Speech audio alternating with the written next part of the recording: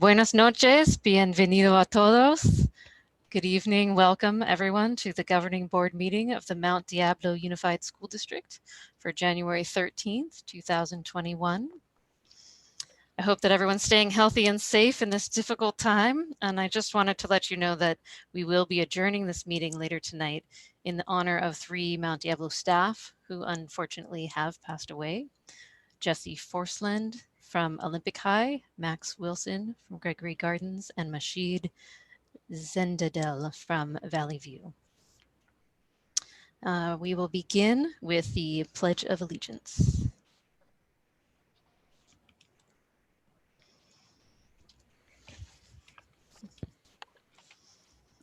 All right, please join me.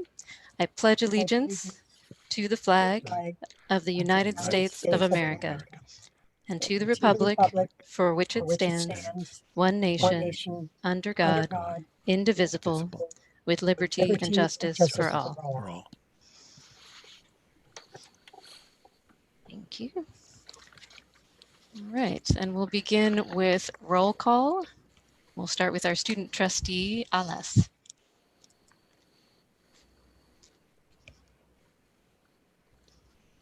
Trustee Alas, I see you are here, but did you free? Okay, there we go. She is here. Okay, very good. Trustee McFerrin. Here. And Trustee Mason. Here? Yeah, I think I lagged. Oops. Trustee Mayo. Here. And Trustee Nzewi. Here. All right, we are all here. So moving on to 6.2, review and potential approval of the agenda. This is an item that hasn't previously been on our agenda, but it gives us the opportunity. It's kind of a standard item for Robert's Rules. Gives us the opportunity if there's anything that needs to be moved within the agenda or pulled. So are there any changes needed to the agenda at this point? Would you like a motion to accept it as presented? I actually have one item that we are pulling off, and that is item 17.3.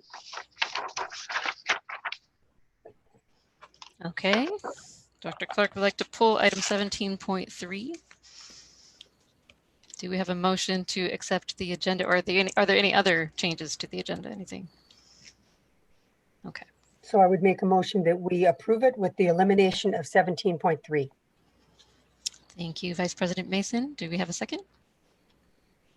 I second it. Second from Trustee Nzewi. All right. So we'll take that to a vote. Vice President Mason? Yes. Trustee Nzewi?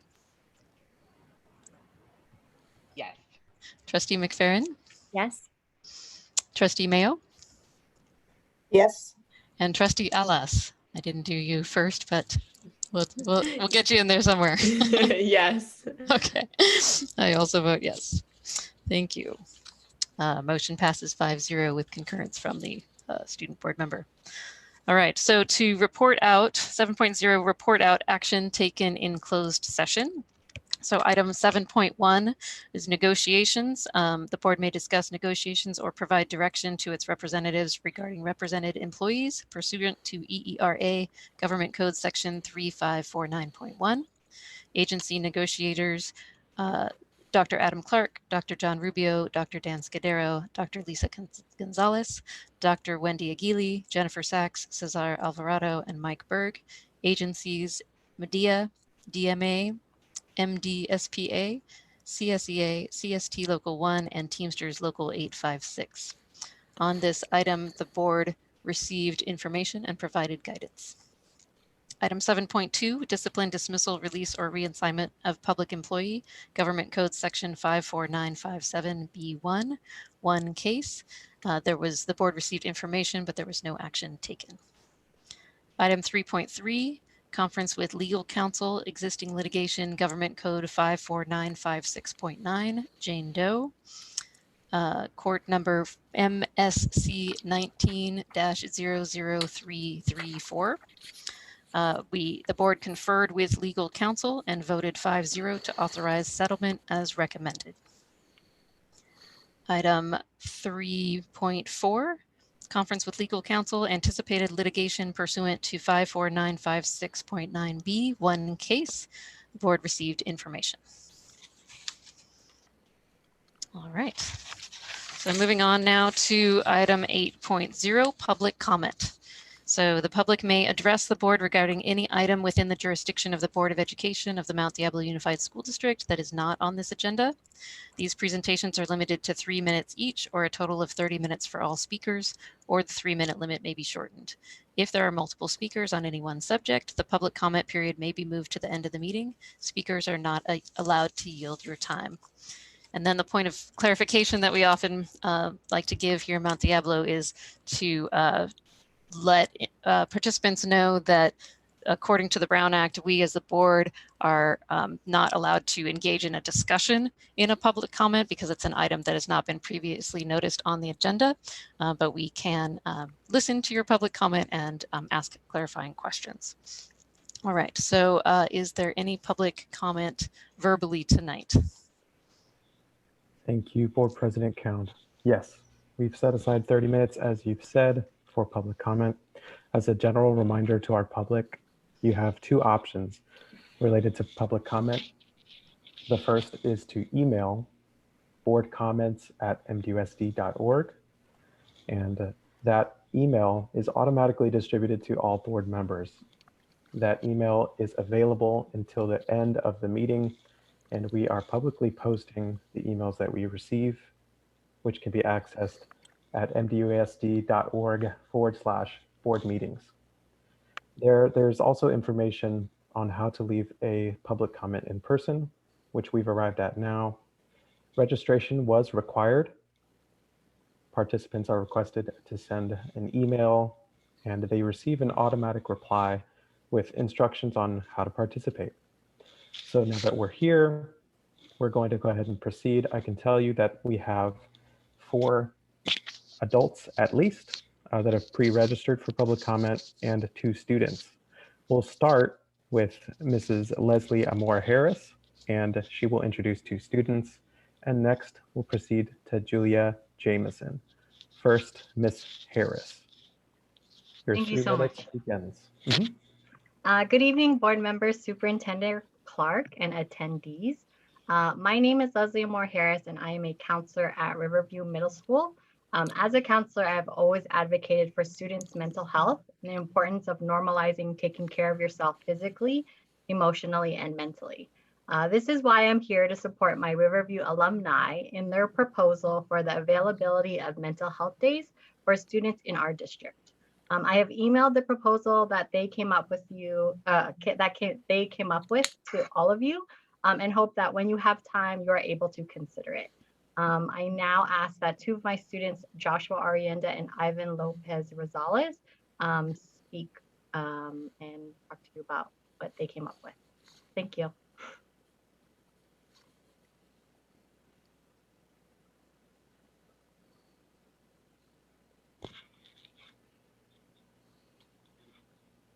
Mrs. Harris, one more time with their names so that I can allow them to speak here.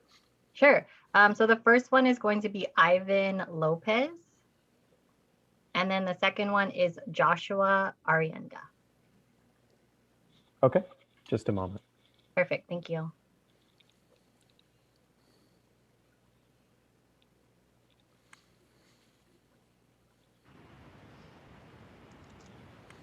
Okay, we have Ivan. Hello, my name is Ivan Lopez. I went to Riverview Middle School last year, and I am currently a 9th grader at Pittsburgh High School. I wanted to talk about how mental health affects us all and about how we should have 1 or multiple days off of school to help us work on ourselves. This school year was very different from other years on how we didn't start school in person. It affected our mental health, some more than others. Everyone should be aware of how not being mentally stable affects us. Mental health affects how we socialize and how we act during school. Not only does school affect mental health, but problems at home also affect us. Taking days off of school would give us time to work on ourselves and become better people. Everyone should have the chance to be happy. Thank you. Your comments have been heard. Next, we have Joshua Arienda.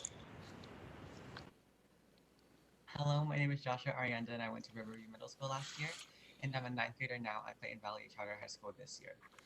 As the COVID-19 virus has largely impacted our world, many begin to see the importance of mental health.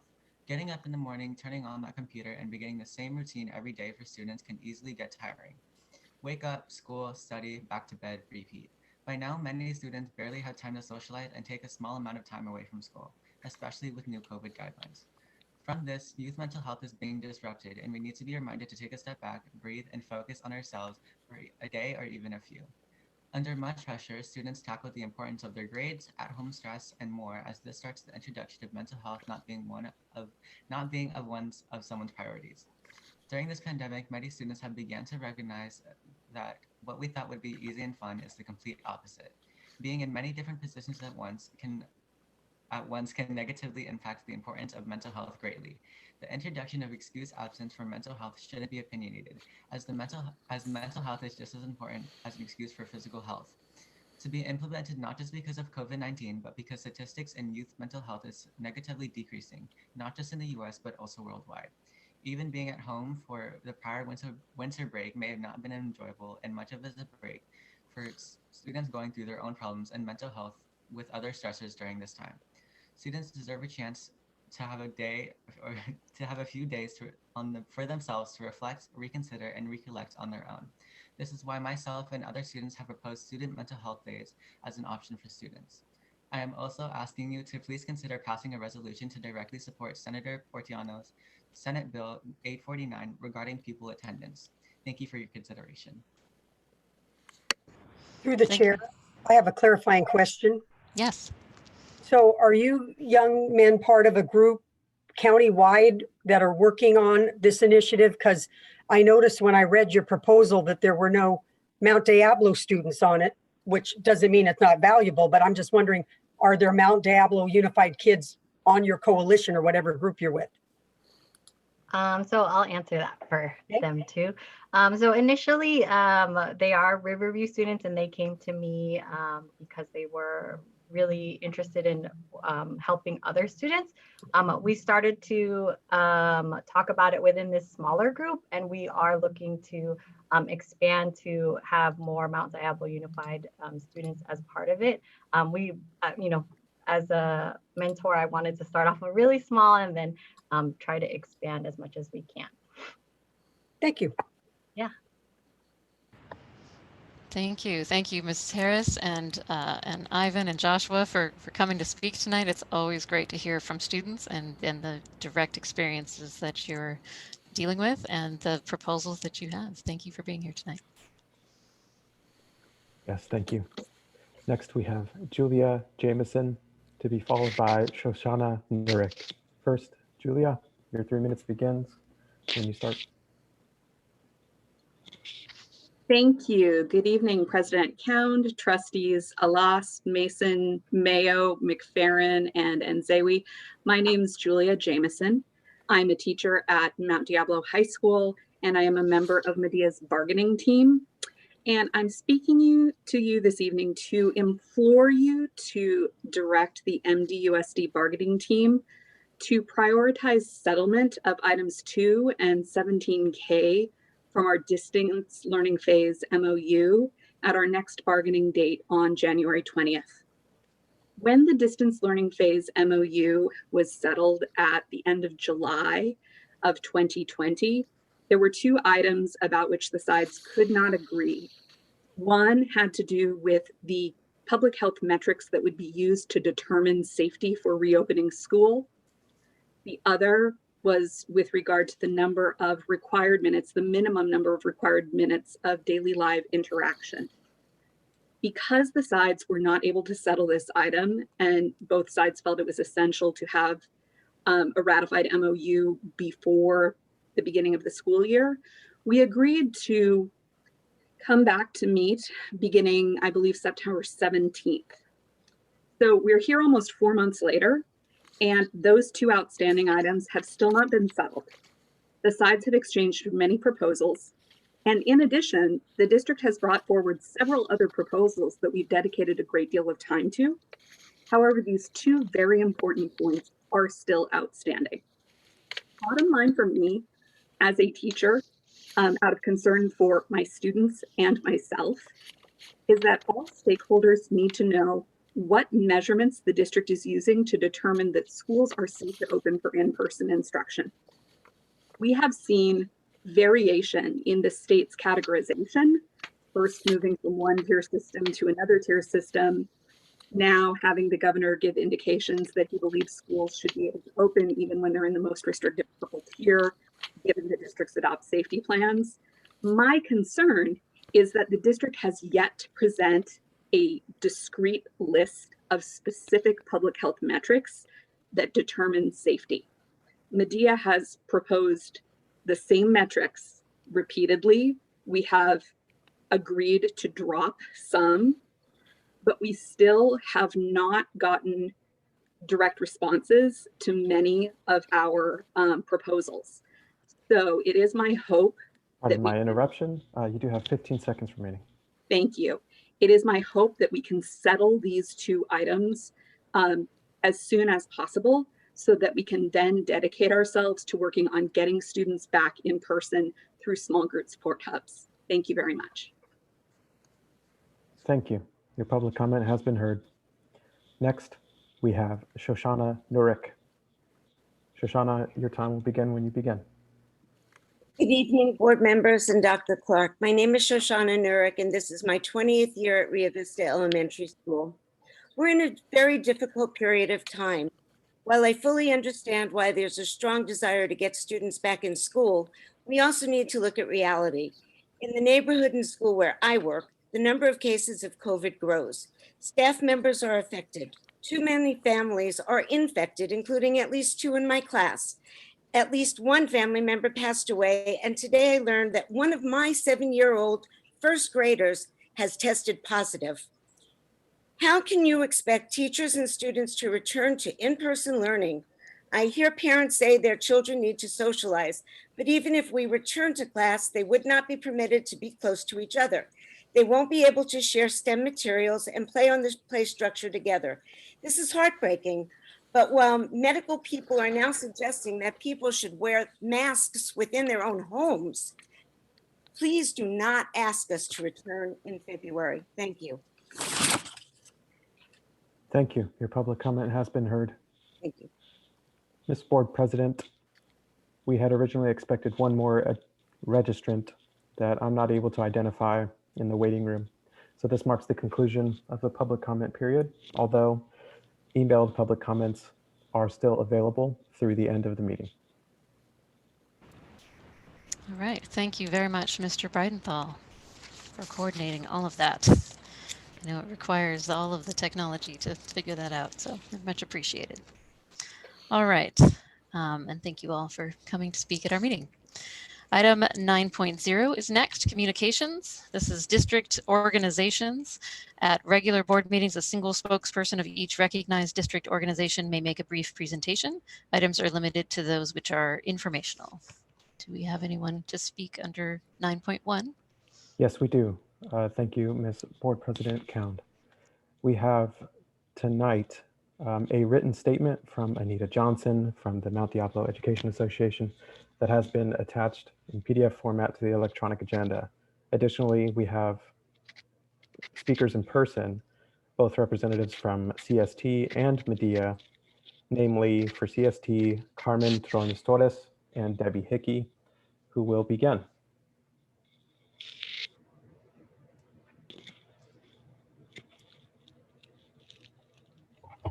I'm not sure which one you want, but I'll begin. Good evening, Board President, board members, and Superintendent. I'm sure that you're aware that CST was forced to approve a contract that was a slap in our members' faces. I took a minute to read your budget solutions posted on the MDUSD website. As I was reading it, I found there are items that may be truthful, but by no way transparent with all the truths. Paragraph 3 talks about the increase to the STRS and PERS increase that places a bigger burden on the budget. However, nowhere in this paragraph have you included the fact that you have increased the salaries and benefits to these departments, and I'll give you a list. Agenda, May 11th, 2020. Assistant Director, Dual Language English Learners, Director, Dual Language Assistant Learners, Chief Human Resources, Chief Educational Services, Chief Pupil Services and Special Ed. Agenda, June 8th, 2020, Director of Physical, Chief Accountant, Transportation Coordinator. Agenda, 10/26, 2020, Coordinator of Transportation. And on that, all you did was change the name of the position and give them more money. New Food and Nutrition Services Warehouse Distribution Operations Manager, Director of Food and Nutrition Services and Supervisor. CalPAD SIS Coordinator, Technology Operations Manager, Maintenance Manager, Director of Facilities and Bonds. Agenda, November 9th, 2020, Director of Food and Nutrition Services and Warehouse position, Director of Facilities and Bonds. All of these position salaries increase the salaries and the stirs and purrs, but did you not tell the public that you were increasing the management positions all the while you were telling CST employees that the district is broke as you could not afford a 2% one-time off-schedule payment for them? Paragraph 5 talks of the deficit spending, while the deficit spending is in the above increases because the CST members could not have a raise or have not had an increase in over 4 years. You forgot to tell the public that the district gets COLA funding, which is a cost of living adjustment, but have never given it to your employees. In paragraph 6, you talked about weathering the storm. You have weathered the storm on the backs of the CST members as you have cut jobs and hours every year. Where are the cuts in the upper management? At the board member March 9th, where the district was recommending cuts to positions both classified and certificated to balance the budget to get those where where they were cutting both classified and certificated to balance the budget. These were some of the board members' comments. Brian Lawrence, look at more cuts at the district office. Keep the cuts away from the students. Deborah Mason, cut all TOSAs. Sharice Khan, bring back comparison on vacant budget CSI monies, Title I monies for the past 5 years. None of this was done. Yes, you let the superintendent go, but you hired a new one with a higher salary within 1 month. Still no contract with CST. Still saying that the district could not meet financial obligations. Do you think there's a pattern here? Today, a Medea member told me Medea was told by the district could not meet the requirements for the 1.5% one-time off schedule due to overspending at the district. I can see where, if I go back to the beginning of my speech, and I could understand the difficult times of the distance learning, but I live every day trying to get our students on the internet, into classes, checking out books, Zooming with parents. Do your chiefs talk to the students through their learning issues? I don't think so. I was also told today that our superintendent told one of our members that CST complains about everything. How disrespectful, how professional. How dare you decide whether I complain? Are you in my shoes? I think not.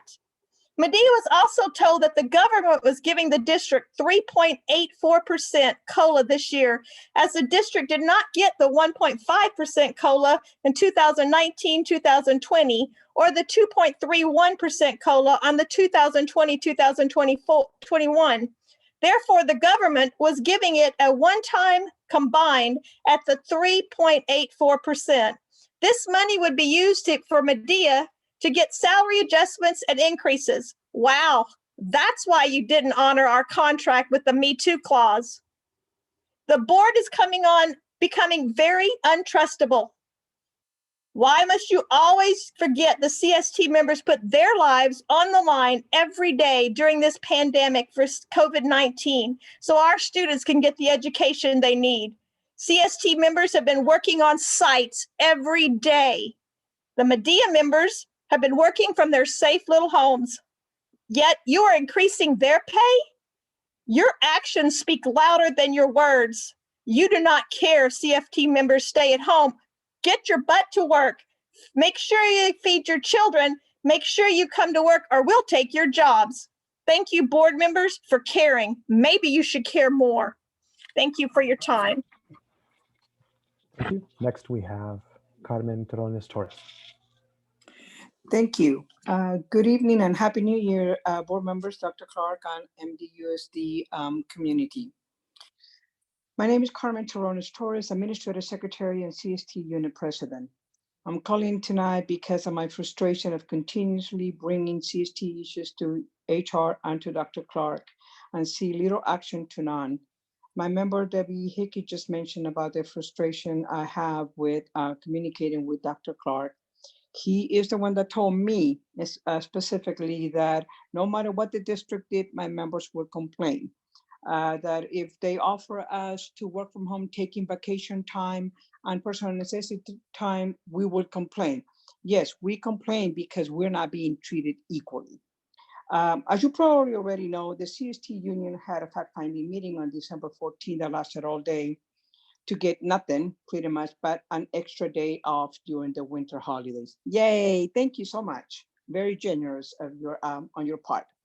The district capriciously rejected to honor our signed Me Too clause that was signed months ago. This was signed by both the CST negotiating team and the then district team.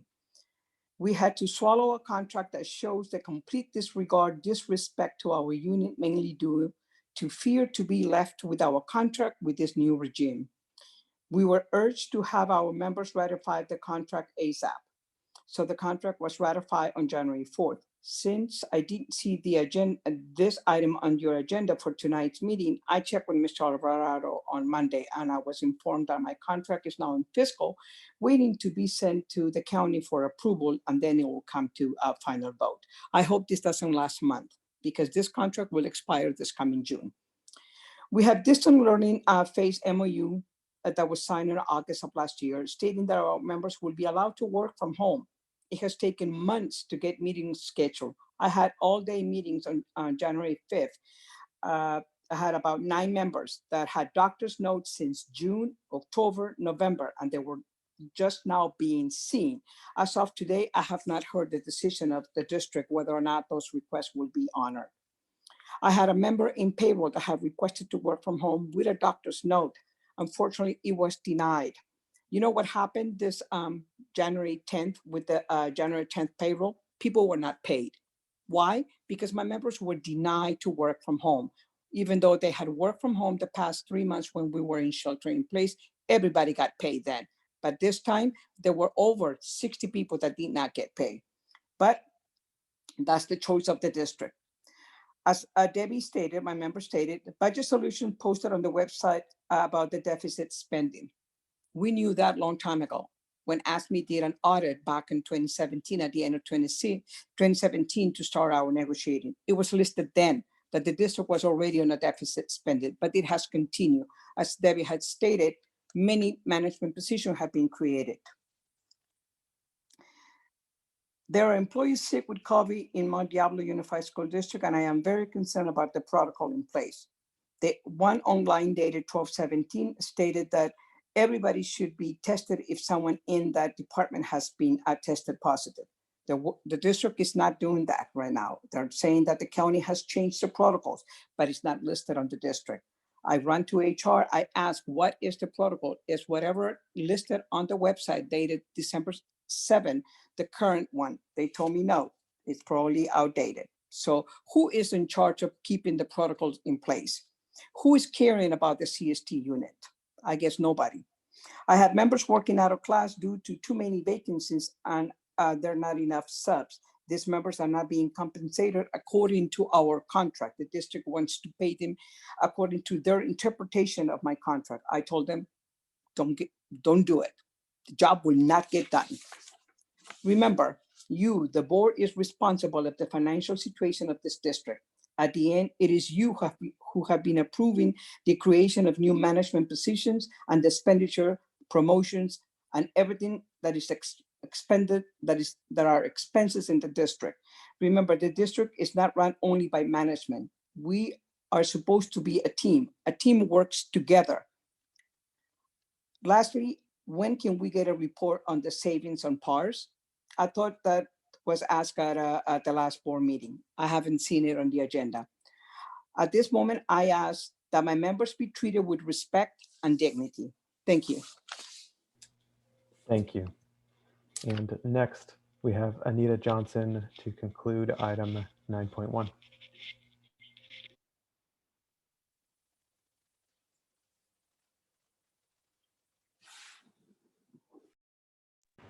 Ms. Johnson, I think you are muted.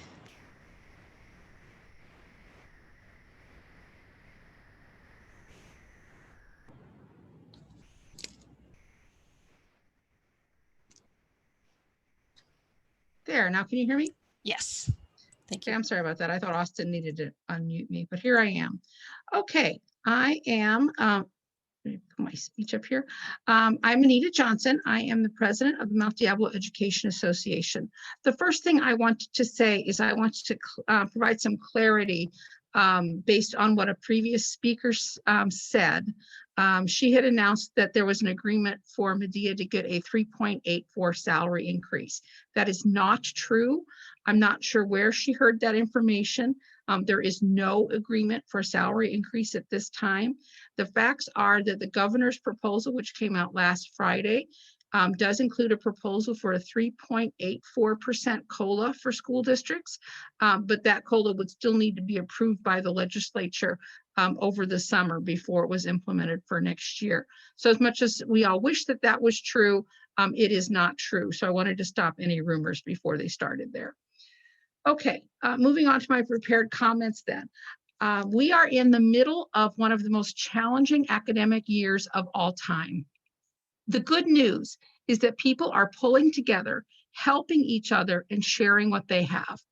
Now more than ever, we need to celebrate the hard work that we are all doing. Please think about all of the individuals that you know in our community who are getting tremendous results, putting forth extraordinary effort, and being incredibly creative to serve our students. Pick a few of these individuals and nominate them for a Medea Academy Award. You can find a link to the nomination form on our website if you haven't already gotten it in your email. From the nominations forms that we receive, we will pick individuals to honor with awards. The purpose of the awards is to honor everyone in our community by selecting and highlighting examples of the great work that everyone is doing. There are many different awards, some for teachers and others for classified staff, administrators, volunteers, and other members of the community. And we have a new award this year, the Social Justice Award. This award will honor an individual or a team in our community who has worked to promote social justice, racial justice, diversity, equity, and inclusion in our schools. Nominees for this award can be either teachers or other members of the community. Our award ceremony will be virtual again this year, and like last year, it will be fun and exciting. Please plan on joining in on Thursday, May 7th at 5 p.m.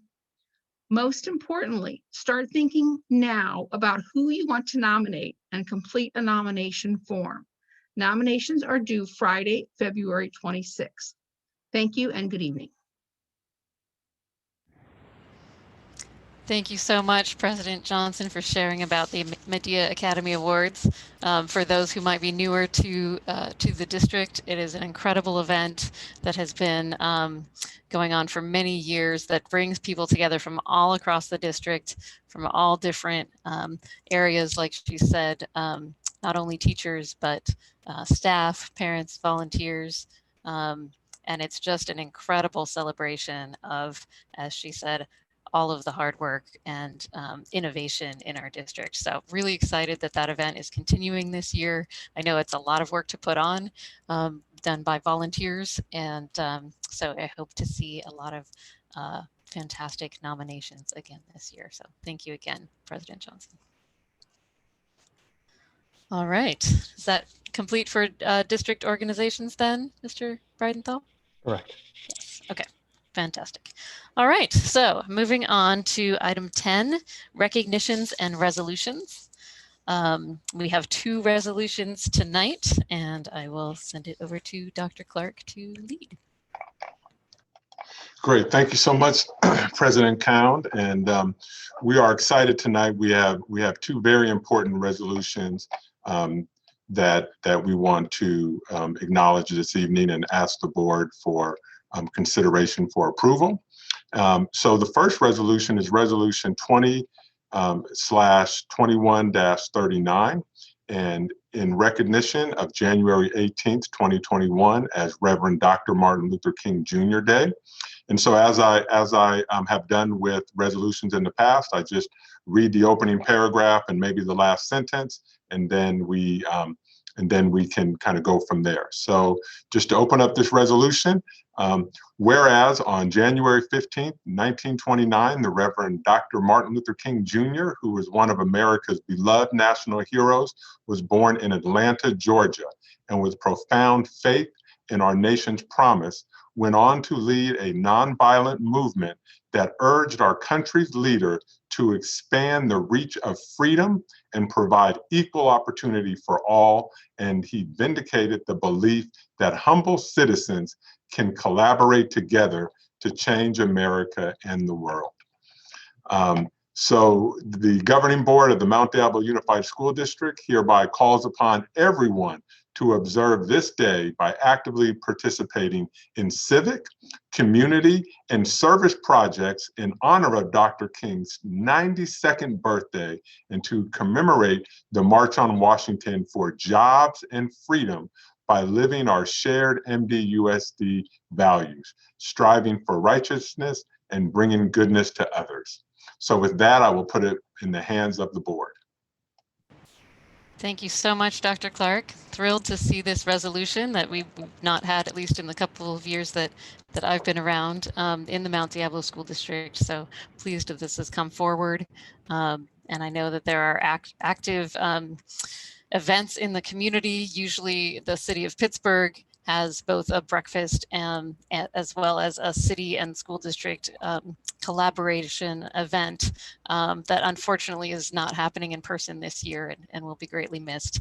But there are some online opportunities and service learning opportunities as well. So as this says, definitely encourage people to participate.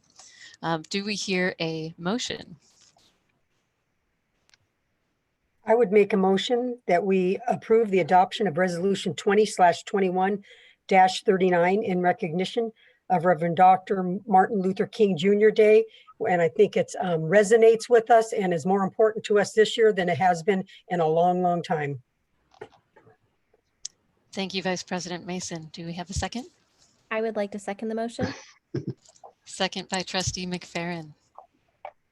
Any other comments? Can I make a comment before we Yes. vote?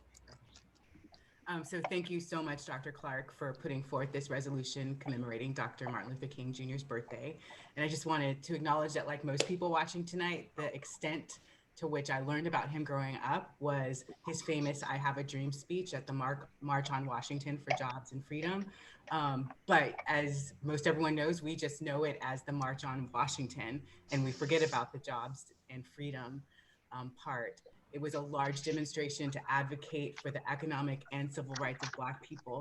And Dr. Martin Luther King Jr., though, stood for so much more than, as he said in his "I Have a Dream" speech, little Black boys and little Black girls being able to join hands with little white boys and little white girls as sisters and brothers. He was in strong opposition to the Vietnam War. He was a labor activist. And in fact, in Memphis, before he was murdered, he was there to deliver a speech to striking sanitation workers as part of his work for economic justice and his Poor People's Campaign. And as the resolution encourages us to all use the day in service to others, Dr. King urged to make a career of humanity, commit yourself to the noble struggle for equal rights. You will make a better person of yourself, a greater nation of your country, and a finer world to live in. So I'm pleased at the stated goal of our district celebrating our great diversity throughout the year. And this is my 3rd year with a child in the district. And at least 2 of those years, I don't know about this year yet, there's never been a mention of Martin Luther King Jr. at my daughter's schools. So I'm excited that with the passage of this resolution and more to come, you're establishing a new norm and new expectations that I hope will make our district more welcoming for all students. And I'm really excited to say yes in a moment for this resolution. Thank you so much, Trustee Nzewi. And that really is brings to mind to me the part of the resolution in the whereas section that says, let us guard against prejudice, whether at our schools or at the polls or in the workplace, whether on our streets or in our own hearts. And let us pledge that, in the words of Dr. King, we will not be satisfied until justice rolls down like waters and righteousness like a mighty stream. So just to your point, I think these are all issues that are alive and well today, and that we all really need to work on in many, many different ways, but in addition in our schools. So thank you. Any other comments before we take this to a vote? All right, so let's have a vote on the motion to approve this resolution, and we'll start with Student Trustee Alas. A resounding yes. Thank you so much. Trustee Nzewi. Is she there? Trustee Nzewi? Yes. Okay, sorry, I couldn't hear you. Trustee Vice President Mason. Yes. Trustee Mayo. Yes. And Trustee McFerrin. Yes. All right, motion passes 5-0 with concurrence from our student board member. Thank you so much, everyone. I'm looking forward to the events of Monday. All right. And next we have item 10.2, review and potential adoption of resolution 2021-42 in recognition of January as Human Trafficking Awareness Month. And I'll give this to Dr. Clark. Great. So this is, this is one of those resolutions that shines a light on probably one of the most horrific crimes that we have taking place in our communities today. So, it's with both sadness and that we even have to have a resolution identifying this, these horrific practices. But I'm also inspired to be able to bring this resolution to the board, and hopefully, as a governance team, we can agree to, to fight this, this horrific practice. So, with that said, I'm proposing that the board adopt Resolution 20/21-42 in recognition of January as Human Trafficking Awareness Month. And so, whereas human trafficking is a form of abuse in which force, fraud, and coercion is used to control victims for the purpose of commercial, sexual, or labor exploitation that occurs in every industry and affects individuals of all genders, ages, and of all backgrounds. So now, therefore, be it resolved that the Mount Diablo Unified School District does hereby proclaim January 2021 as Human Trafficking Awareness Month and urges all residents to actively participate in the efforts to both raise awareness of and end all forms of human trafficking in our communities. During Human Trafficking Awareness Month, let us recognize the survivors of trafficking, and let us resolve to build a future in which no people are denied their inherent human rights of freedom and dignity. Let us make it known that human trafficking has no place in our cities, this country, this nation, or this world. With that, President, I leave it in the hands of the board, and I know that we have a very, very special guest to talk about this horrific issue, but I will let you introduce her, President Count. Yes, thank you. Thank you very much, Dr. Clark. Yes, and thanks to the leadership of our district attorney, Dinah Becton. Our Contra Costa County District Attorney's Office now has a human trafficking unit task force. And we were fortunate to have Ms. Dana Filkowski, supervising deputy district attorney, to be able to present some information to us when we first presented this resolution last year. And she has come back to be able to give us updated information about what it is that we can all do to raise awareness of this issue and to be able to take action when we see any activity that might appear to be human trafficking here in our county and in our schools. So with that, I would like to give the floor to Ms. Dana Filkowski. Hello to the board and the members in attendance. Thank you so much. I'm so honored and privileged to be able to present to you.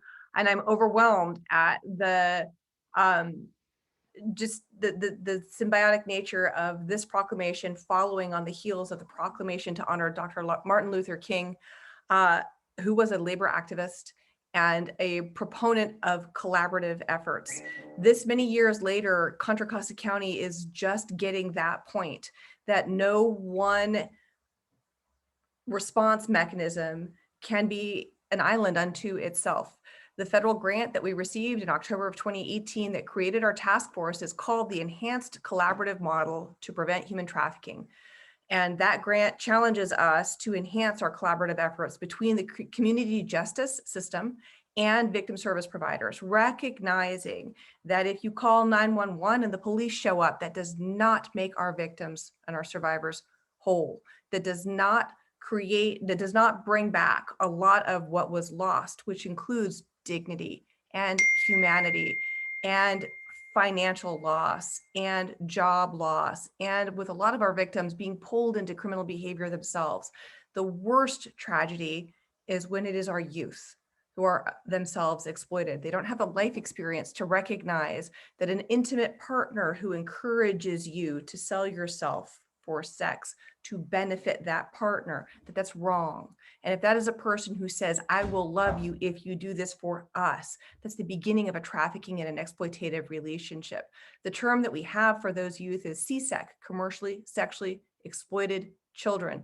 And I was able to provide Dr. Cound with a lot of resources and posters from our county, our Children and Family Services division, and we actually have a CSEC steering committee that is partnering with multiple agencies to try to grapple with that particular issue. The one thing I want to talk about that I wasn't going to talk about until I heard about Dr. King is labor trafficking. We have filed one labor trafficking case in the county of Contra Costa. They're more complicated. People think it's not a crime. People think that if the person agreed to their exploitative labor conditions, that it's that person's fault. And the reality is I have accepted the challenge of figuring out how to prosecute labor trafficking myself in Contra Costa County. I have a phenomenal partner in my unit, Nichelle Holmes, who will handle the sex trafficking cases. And it won't just be our kids that we have to worry about with the exploitative working conditions, but their parents, particularly now when with the economic uncertainties caused by COVID, moms and dads will do anything they can to keep roofs over the heads of their kids and keep food on the table. Where we used to hear about these problems was when a teacher noticed that something was wrong with their student in their classroom.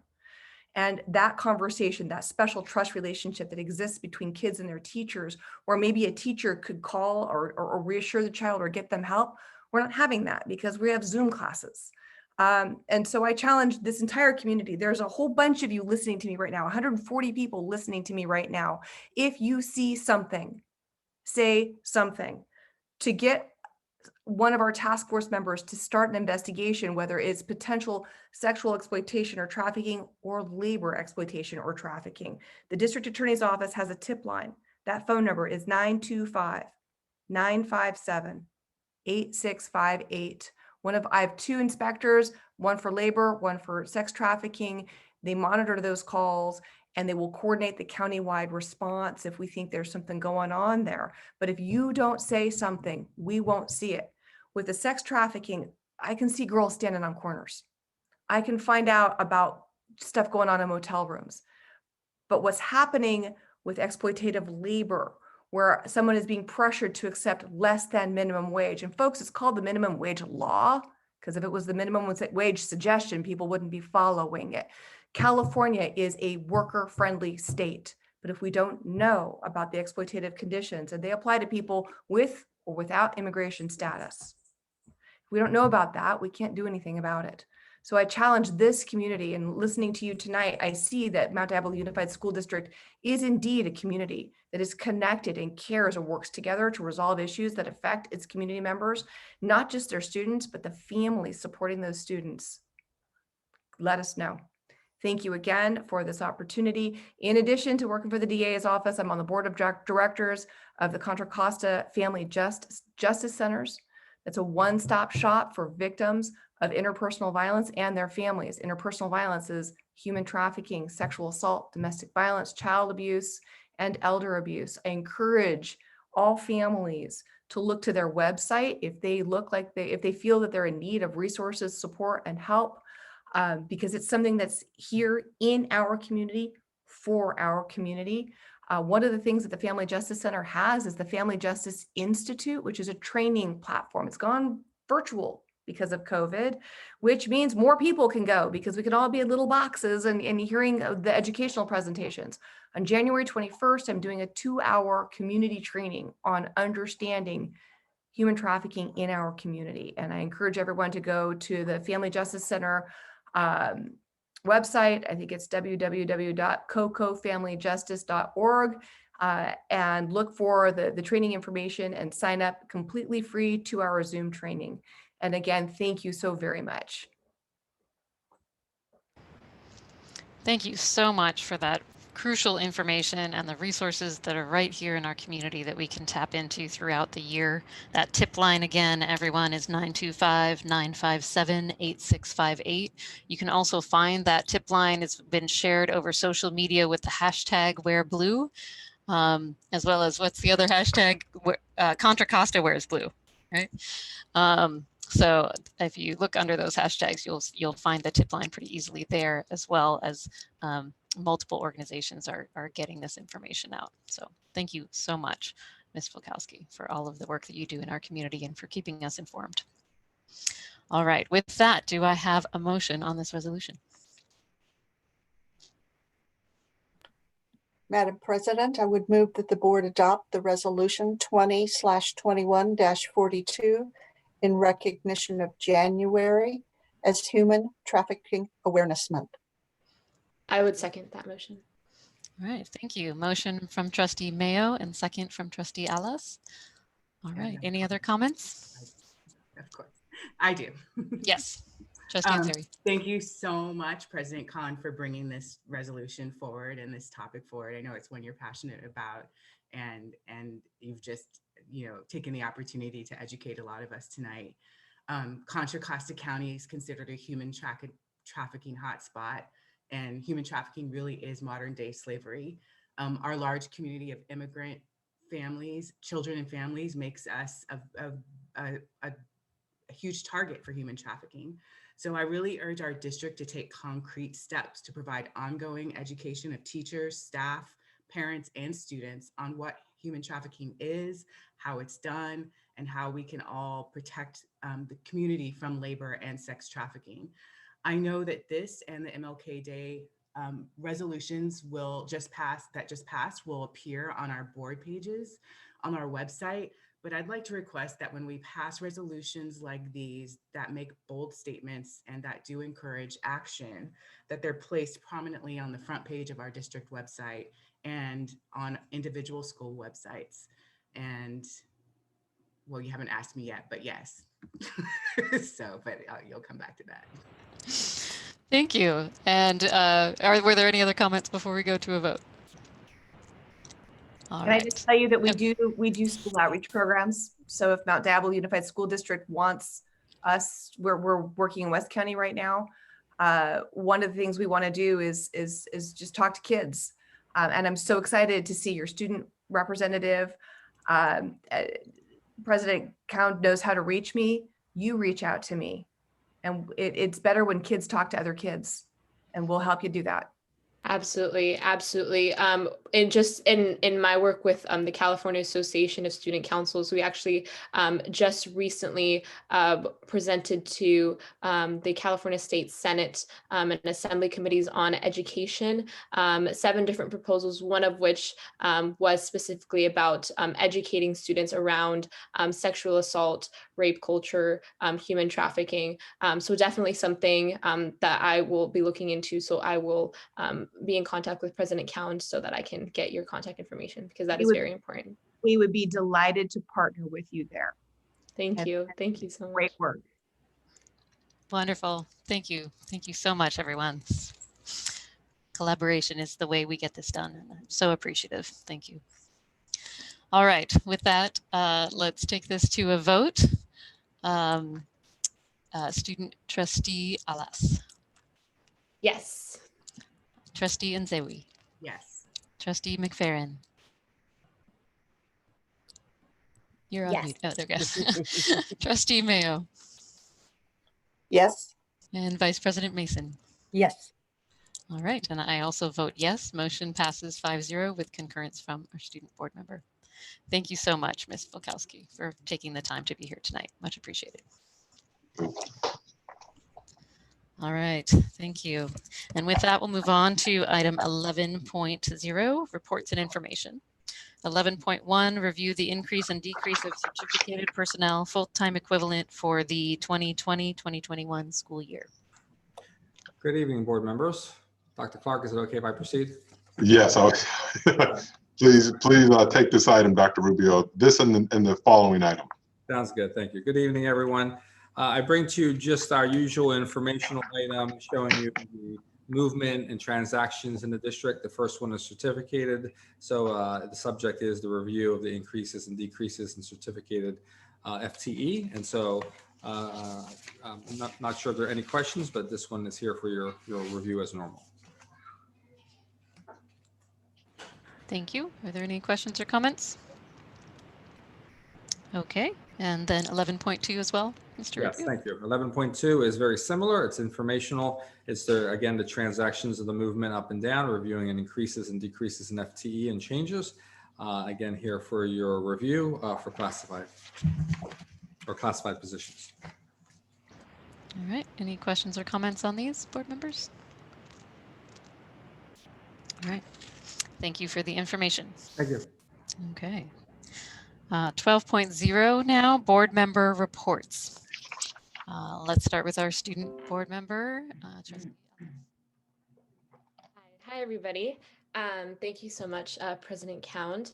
Board members, members of the public, I have a couple announcements, a couple of things that I want the community to be aware of and opportunities. This past week and over during winter break, I've been meeting regularly with the Student Advisory Committee to the Mount Diablo Education Foundation, which focuses on advancing STEAM related opportunities for students. That's a 501c3 and focused on specifically expanding equity in the STEAM area. So science, technology, engineering, art, and mathematics. And one of our projects currently is increasing awareness for the Contra Costa Science Fair, which is open to students in 7th through 12th grade. In the past, there hasn't been MDUSD representation at the science fair, and it tends to be dominated by students in private schools or students from other local school districts. And this year, we are so excited to announce that we are really pushing the front on getting MDUSD students signed up for the science fair, getting support and mentorship opportunities for the students who choose to sign up. So if you know of a student, or if you are a student who is potentially interested in signing up for the science fair, we are going to offer so many resources for you to be successful. And we have a Google form and which we made into a tiny URL. So if you are listening, the link is tinyurl.com/ tinyurl.com/MDUSD Science Fair. So that is the link. I'll repeat it one more time, tinyurl.com/MDUSD Science Fair. So if you just type that into your browser, it'll pull up a Google form. And please, we are asking everyone to sign up by this Friday. And one plus that we have acquired is that if you're a student at MDUSD, the registration fee is waived as long as you specify that you're a student from MDUSD. So this is a great opportunity for students who are interested in STEM to become involved in science. And so, yeah, please sign up for that. Something else, other projects that the Student Advisory Committee is focusing on for the Education Foundation, working on promoting a Women in STEM webinar series that the American Association of University Women is hosting. I know President Cound forwarded me the information on that. The next one is Sunday, January 24th, and then there's one February 7th. So we're going to be working to promote that to all the schools so that young girls in STEM and young female identifying people can gain inspiration from these powerful women. So once again, that's the American Association of University Women, if you're interested. And then furthermore, we are going to be working on a poetry slam of sorts, totally virtual, of course, this coming spring, where students from all the high schools, it's going to be an inter-district event. Students from all the high schools can go and perform some of their own written poetry. So that is in the works. So watch out for that. Watch out for my student board member updates. So that's it on the Mount Diablo Education Foundation front. Some of the other activities that I have planned and have been working on for the past couple weeks, I'm looking to form a student district advisory committee made up of students from throughout the district. And I would love to have middle and high school representation from all of the high schools, all the middle schools, and especially also the alternative education high schools. So I have a Google form for that as well. And it is also a tinyurl. It is an interest form, and that is tinyurl.com/MDUSD SDAC. So that stands for SDAC. Once again, it's tinyurl.com/MDUSD SDAC. So that is an interest form to form part of a student district advisory committee. We would have maybe bi-monthly meetings or maybe monthly meetings, depending on the need. I'm also reaching out to site council students so that we can somehow form like a site council coalition and really form a precedent for a student board member for years to come. So we kind of have that resource to rely on, and we make sure that we are adequately representing the needs and grievances of every student at every school site. So that is in the works. Furthermore, I'm looking to... También quiero hablar del proyecto de ley de los derechos estudiantiles que ya están en la ley del Estado y que lo tienen más sintetizados. Y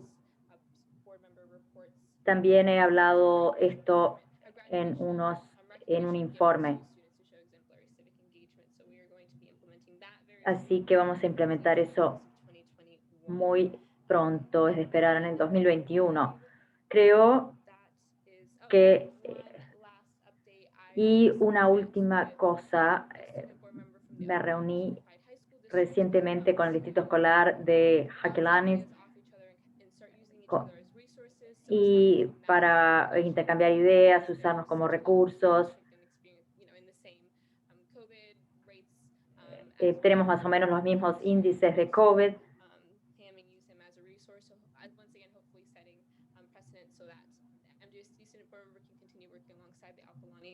Entonces vamos a seguir hablando con este miembro del distrito escolar de Apolani. Esas son mis noticias de mi puesta al día para hoy. Gracias. Fantástico, directiva Alas. ¿Quién sigue? Directiva vicepresidenta Mason. No tengo demasiado, porque cuando estoy de vacaciones, pero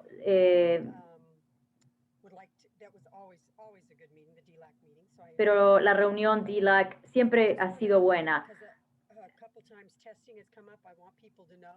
Creo que cualquiera que quiera un análisis de COVID se hacen gratis todos los sábados en la clínica de Contra Costa. Vayan al estacionamiento de la parte de atrás.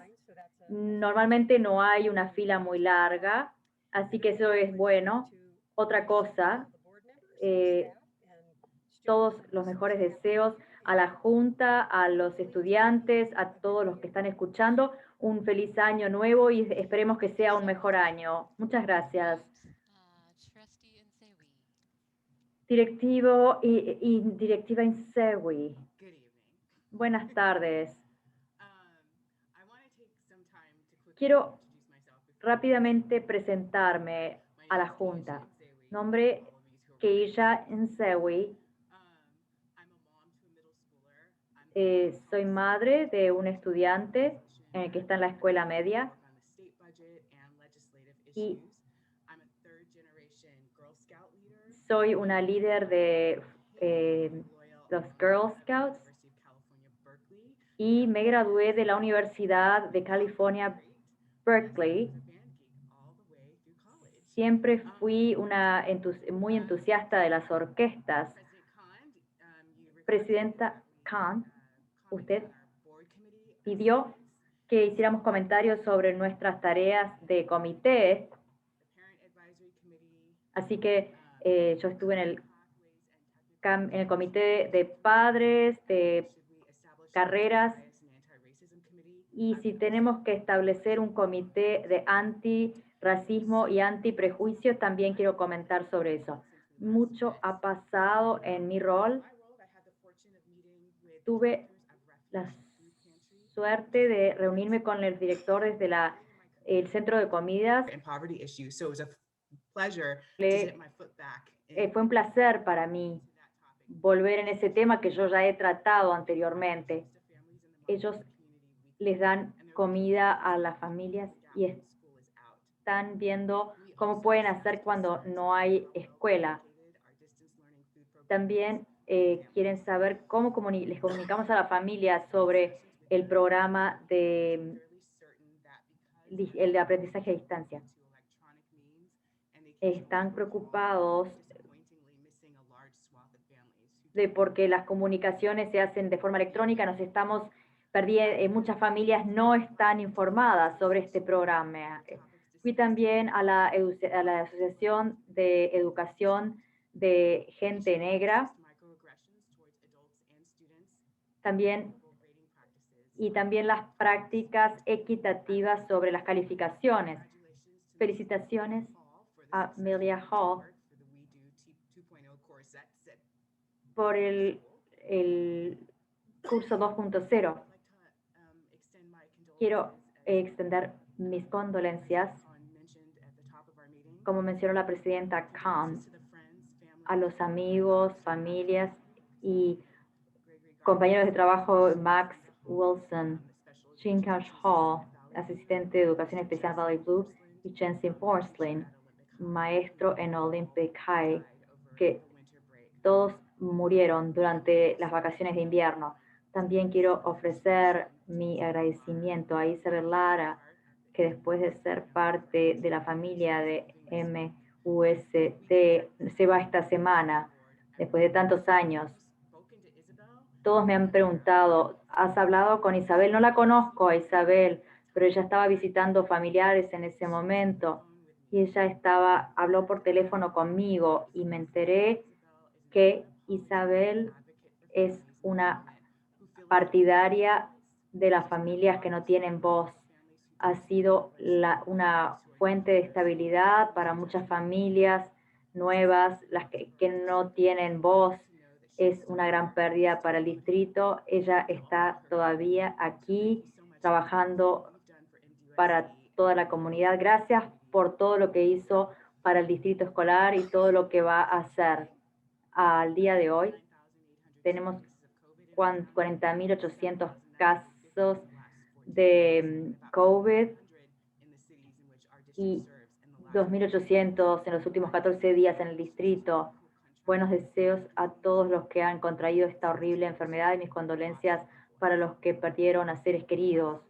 La semana pasada, la nación vio violencia de una muchedumbre que se apoderó del Capitolio con violencia y con muerte. Yo no lo podía creer, pero después sí lo podía creer, como la mayoría de la gente en Estados Unidos. Enseguida me di cuenta de las diferencias de las autoridades, de cómo se comportaron con los manifestantes que hicieron manifestaciones de forma pacífica con el movimiento de Black Lives Matter y lo que pasó en el Capitolio, de la forma como reaccionaron.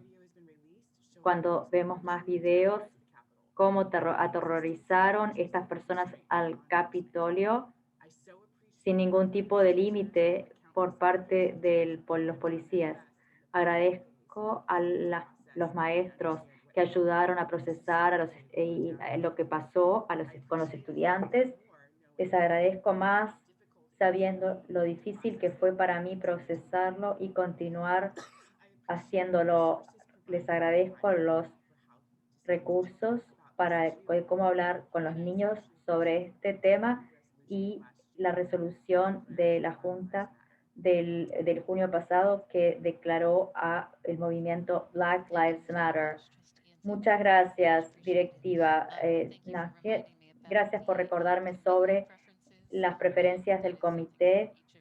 Eso es para todos ustedes en sus informes. Directivos, alguna preferencia que tengan de en qué comités participar este año. Vamos a tomar medidas en la siguiente junta, pero este es el momento de decir si tienen preferencias.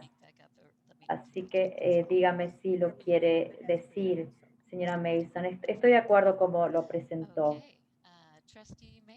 Trustee, directiva Mayo.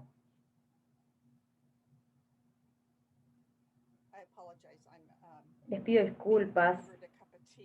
Me están dando una taza de té. Podemos volver a usted más tarde. No, está bien. Quiero desearles a todos un feliz año nuevo, pero con las etapas de los casos de COVID-19 en el condado de Contra Costa y lo que está ocurriendo en la capital y en todo el país, esperemos que no es un año fraccionado, un año difícil. Conocemos a todos, nosotros conocemos a personas que han contraído COVID y que han sobrevivido, y hemos perdido a seres queridos, amigos, por otras razones, o si están pasando por dificultades financieras, los reconozco. He hecho trabajo voluntaria. El 5 de enero participé en la reunión de educación especial que empezó a las 7 p.m. Después se levantó la sesión del grupo de trabajo de la excelencia California. Eso duró más de 90 minutos y a las 8:40 p.m. se reunieron nuevamente. La reunión terminó a las 9:30 p.m. Menciono eso porque quiero mencionar que cuánto trabaja nuestro comité. Les agradezco, como mencionó la directiva Alas, la feria de ingeniería. Ella proporcionó la información y alentar a los estudiantes. Mi rol al trabajar en ese proyecto es que yo soy la recluta de jueces para la organización, así que voy a necesitar entre 140 a 150 jueces para evaluar los proyectos de ciencia a más tardar el 12 de marzo. Si a alguien le interesa, por favor comuníquense conmigo por correo electrónico o pónganse en contacto con alguna de las oficinas del distrito para que yo reciba sus nombres. Va a haber información en el sitio de Ciencia e Ingeniería. Simplemente pongan Contra Costa Science and Engineering Fair y en sus buscadores y va a aparecer el sitio de internet. Eso concluye mi informe. Mi preferencia con respecto a los comités, me interesa el de presupuesto y fondos locales. Los comités ahora tienen nombres más largos. El comité CAC, el comité DILAC, el comité de supervisión, también es un favorito. Fui miembro del consejo de PTAs, así que quiero continuar ahí. Y si es apropiado, el comité de asesoría de padres. Gracias. Bien, muchas gracias, directiva Mayo. También veo que la Feria de Ciencias se anunció a través de Parents Square, así que parece estar yendo a los padres del 7º al 12 grado. Y también escuché que se mencionó las clases de ciencias, así que parece que están hablando sobre eso. Directivo McFerrin, su turno. La semana pasada pude ir al webinar CSBA de las propuestas de presupuesto del gobernador Newsom. Espero que se termine siendo así cuando se apruebe el presupuesto definitivo. La semana pasada me reuní con líderes de las secundarias, un programa de liderazgo estudiantil que ha sido galardonado. Les hice muchas preguntas, cómo iban en la escuela, cómo pudieron hacer la transición de actividades estudiantiles en persona a virtual, y dijeron que fue difícil, pero que pudieron hacer esa transición a lo virtual y de distanciamiento social, como usando aplicaciones. Me dijeron también que tienen un comité nuevo de justicia social. Me pareció excelente, me alegré mucho de escucharlo, y muchos de los estudiantes también saben lo que está pasando en el distrito. Hoy me preguntó sobre esta reunión esta noche, que me impresioné mucho, me sorprendí mucho de forma positiva. Fue una experiencia maravillosa. También espero con ansias el evento anual de los premios anuales. Lo dijo Anita Johnson anteriormente, pero quiero decir que este ha sido un año increíblemente difícil para todos. Creo que es esencial que tenemos que asegurarnos de agradecerle a la gente por sus esfuerzos, para así que informarle a todos que se pueden nominar maestros, pero también otras personas del personal de las escuelas, voluntarios, padres ahora son también como maestros, comaestros, y los padres están realmente enfrentando el desafío. Y también las organizaciones de voluntarios. Quiero alentar a todos los que quieran que por favor nominen a alguien para estos premios. A más tardar el 26 de febrero tienen que presentarse las nominaciones y se van a entregar el 6 de mayo, un jueves. Si es algo que me pueden mandar un correo electrónico, yo con mucho gusto les voy a hacer llegar la información. También quiero decir lo que dijo la directiva Norway, Lara, dijo que es un ejemplo increíble de alguien que ha trabajado mucho por la comunidad, y yo realmente le agradezco su servicio. Y después las comunidades, los comités que más me interesan son presupuesto, el CAC, también el Consejo de Salud y de climático. Creo que son los tres que más me fascinan. Maravilloso, muchas gracias. Erin McFerrin. Tengo algunos comentarios. Primero, quiero decir que empecé la reunión en español esta noche simplemente para reconocer que nuestra misión como distrito escolar es educar a todas las familias y a todos los estudiantes y todas las familias. Más del 40% de nuestros estudiantes se identifican como hispanos y más del 20% como que están aprendiendo inglés. Tenemos más de 50 idiomas que se hablan en nuestro distrito y quiero agradecerle a todo el personal que nos ha ayudado a comunicarnos con la mayoría de las familias. Con la aplicación de Parent Square, que les permite a los padres elegir en qué idioma se comunican con la escuela, con las maestras o con el distrito, al igual de qué modo, así que correo electrónico o texto o a través de la aplicación.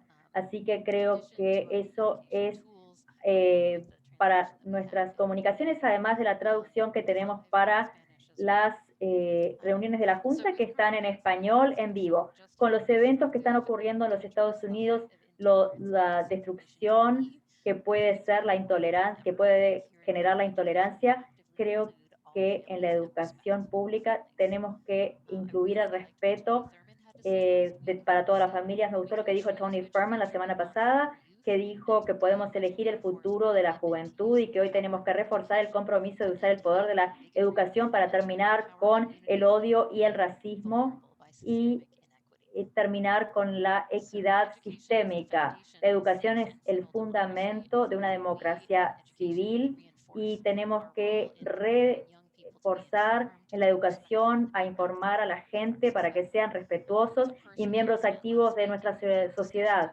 Estuve hablando mucho la última semana con mi propia familia de cómo maneja la democracia las transiciones pacíficas de poder, cómo pueden confiar los ciudadanos en nuestro sistema electoral, cómo es una policía justa.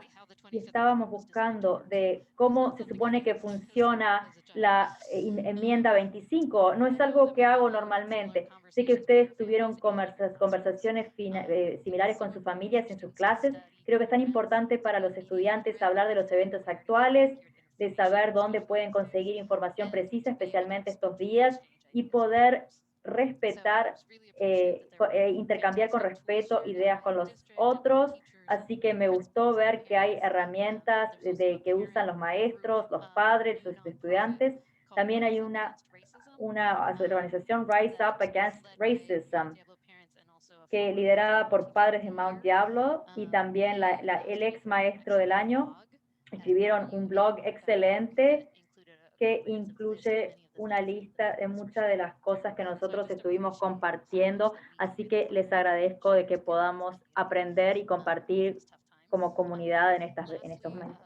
A few days ago, I attended CDE, the California Department of Education, has webinars, a series called Education to End Hate. And the third of the series was just a few days ago, and it was how to understand and counter Islamophobia. And I was really impressed that it provided high quality free resources from an organization. You can find it at ing.org. They have resources for educators and parents to foster safe and inclusive classrooms. They include detailed lesson plans and even speakers that will come out and speak to your classroom for free as well, providing many different perspectives. All of these webinars are available on the CDE, the California Department of Education Facebook page for people to be able to watch. I also continue to watch the state progress, where we are and our COVID rates, vaccinations, testing, and monitoring the state budget, what's being presented there, to learn how we can safely provide quality education to students while supporting the struggling families during this tragic global pandemic. So with that, my heart goes out to all of the families and staff who are facing COVID and other health-related issues. We will do everything we can to make sure that that everyone can stay as safe. Interpreter, are you still there? I am still here, yes. Thank you. Thank you. Thank you very much. All right. So with that, that concludes my board report at this time. So thank you, everyone. And next we have the superintendent's report, 13.1. Then we'll turn it over to you, Dr. Clark. Great. Thank you so much. And thank you, trustees, for those very in-depth and very informative reports. If I could please have the have Tech bring up the PowerPoint. Thank you so much. Next slide, please. So, I know it might seem like just yesterday that we started Parece school. que fue ayer que comenzamos la escuela y que alguien lo trajo en los comentarios públicos que habíamos preparado para abrir las escuelas. Y no parece que fue hace mucho tiempo, pero como ustedes ven, desde las fechas acá, ya que nos embarcamos nuestro semestre de la primavera, el 26 de febrero es el final del segundo trimestre para las escuelas elementales y al final, el marzo 19, va a ser el final del tercer trimestre de la secundaria y después va a ser el receso de la primavera y el 2 de junio ya se acaba el año académico. A medida que estamos en este semestre, nosotros comenzamos con una reunión profunda del gabinete en donde se nos dio unas instrucciones y se nos dio la información de que los campus escolares que estamos nosotros mirando muy firmemente a los seniors tengan todas las oportunidades de graduarse a tiempo. Estamos mirando el calendario, asegurando que si hay un curso que tenga que completar antes de junio, que esos estudiantes se matriculen en esos cursos o tal vez en los cursos online para esos estudiantes para asegurarnos de que los seniors del segundo semestre por lo menos vayan a graduar. Y asegurarnos también de que se nos den las transcripciones para los estudiantes que están aplicando para universidades y que están recibiendo las cartas de aceptación de los colegios y que estas conexiones estén también con nuestros colegios de comunidad para que nuestros estudiantes del último año tengan una transición perfecta a los colegios de la comunidad, si eso es lo que quieren hacer. Mucho ha pasado desde que empezamos el segundo semestre. La siguiente diapositiva, por favor. Claramente seguimos en el aprendizaje a distancia. Yo sé que cuando hablamos del aprendizaje en distancia,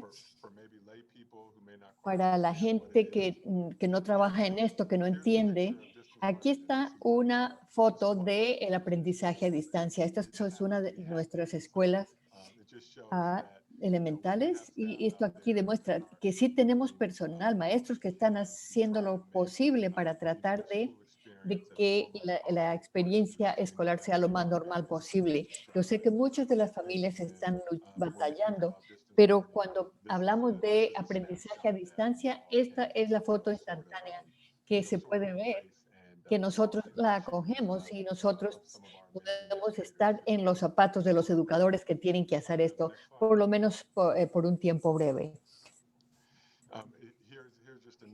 Aquí es otro ejemplo de nuestro aprendizaje a distancia. Esto fue una clase de cuarto grado y la foto a la izquierda, el dibujo a la izquierda reconoció el condado de uno de los concursos de arte y fueron reconocidos por por sus trabajos. Como pueden ver, hubo varias imágenes aquí a la derecha, pero yo saqué una de las pantallas de las fotos para darles una idea cómo se ve el aprendizaje a distancia en una clase de cuarto grado en nuestra escuela elemental. La siguiente diapositiva. Y luego, todavía seguimos trabajando con Career Pathways. Esta es una serie de oradores que ocurrió esta semana. A la mano izquierda tiene usted. Tenemos grandes relaciones con nuestros sindicatos ellos hicieron unas presentaciones virtuales. Estos son los gremios que hablaron con los estudiantes sobre los campos que puede haber en los gremios cuando los estudiantes salen de nuestro sistema del último año del high school. Queremos darles todas las oportunidades de ir a una universidad de 4 años, un colegio de comunidad, una escuela técnica, prepararlos para lo que ellos quieran hacer. Tenemos tantos recursos y programas dentro de nuestro distrito que trabajan con los estudiantes para asegurarse que cuando salgan de nuestro sistema escolar puedan encontrar algo que les apasione, que puedan contribuir a la sociedad. Este es un pequeño ejemplo. La siguiente diapositiva. Esto era la reunión de Career Pathways. Esto fue en Concord, en Horizons High School y en el Mount Diablo High School. Si se me pasaba alguno de los otros estudiantes, esto pude sacar de la información. Aquí a la izquierda pueden ver una de las diapositivas que nuestros socios compartieron con nuestros estudiantes, hablando de el pago por hora. No es como cuando yo salí de high school, pagaban $6 la hora en el King Burger o algo así, o en nuestras profesiones de oficio, esos oficios técnicos que el pago por hora es bastante alto. Muchos de nuestros estudiantes pueden tener éxito a nivel de moral manual. Así que agradezco el hecho de que los gremios vinieron a darles guías a nuestros estudiantes. En las otras fotos va a ver lo que se enfrentan nuestros maestros de secundaria, que a veces solo se ven unos nombres escritos ahí. Hemos conversado con los padres, estudiantes, los alumnos para que prendan las cámaras. Yo sé que hay motivos buenos y malos, pero yo creo que aquí los estudiantes en el high school están aquí interactuando y trabajando con miembros de nuestra comunidad. Y agradecemos estas alianzas y el personal de nuestro distrito que en realidad han salido a encontrar estas sociedades y alianzas para poder apoyarlos y continuar haciendo crecer estos programas en nuestras escuelas. Siguiente foto. Eso también. Tenemos aquí un personal de Amazing, se llama, aquí en el Diablo. Esta es la oficina de Baja, un personal de la oficina, que esa oficina se ve más amigable de lo que normalmente es. Entonces, Valhalla, les dan la bienvenida con gran cantidad de calor y de amabilidad. Ahí ponen una pantalla que la montaron en la oficina para poner avisos y rótulos para compartir con la comunidad. Quería decir al personal de Valhalla agradecerles. El personal técnico ha hecho esa pantalla. Y a mano derecha, nuestro personal de mantenimiento. Si ustedes van a las escuelas de nuestro distrito, van a ver estas marcas de hasta 2 metros de distancia, de 6 pies, que están en todas nuestras escuelas. Finalmente, si no están ahí, todos nuestros campuses deben tenerlos, todos los planteles. Esto enseña el flujo del tráfico de peatones, que en marzo vamos a comenzar a enseñar a los estudiantes que enseñen al personal y a la comunidad que mantengan su distancia mientras que peleamos contra la pandemia. Este es nuestro equipo de mantenimiento que está ayudando a poner esas marcas para el distanciamiento durante esta pandemia, y a medida que nosotros empezamos el segundo semestre, no puedo darle lo suficiente reconocimiento, suficiente reconocimiento del equipo que nos ayuda a mantener en funcionamiento. Es un servicio esencial en la comunidad que proveemos aquí.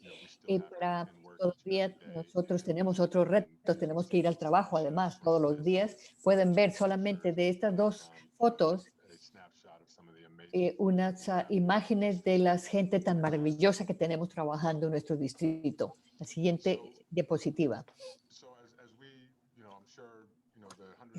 Creo que estoy seguro, los 139 en estas personas tal vez se preguntan qué es lo que se va a hacer cuando se abre la escuela. escuela hay ansiedad o hay miedo o están enojados o qué, para darles una actualización, como les había prometido.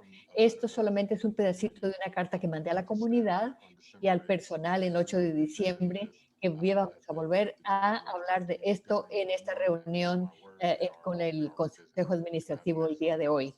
La siguiente diapositiva. Para estar 100% claro, yo soy aficionado de que los estudiantes estén en la escuela. Yo creo que el mejor lugar y más seguro para los estudiantes es las escuelas, con los adultos que los quieren y que tienen sus mejores intereses en mente. Sí, pero yo sé que hay una esfera de influencia más grande por fuera, de que si ustedes proponen que vayan los estudiantes a la escuela o que mejor se queden hasta que ya sea seguro, yo creo que el que está en lo correcto es el que está en la mitad.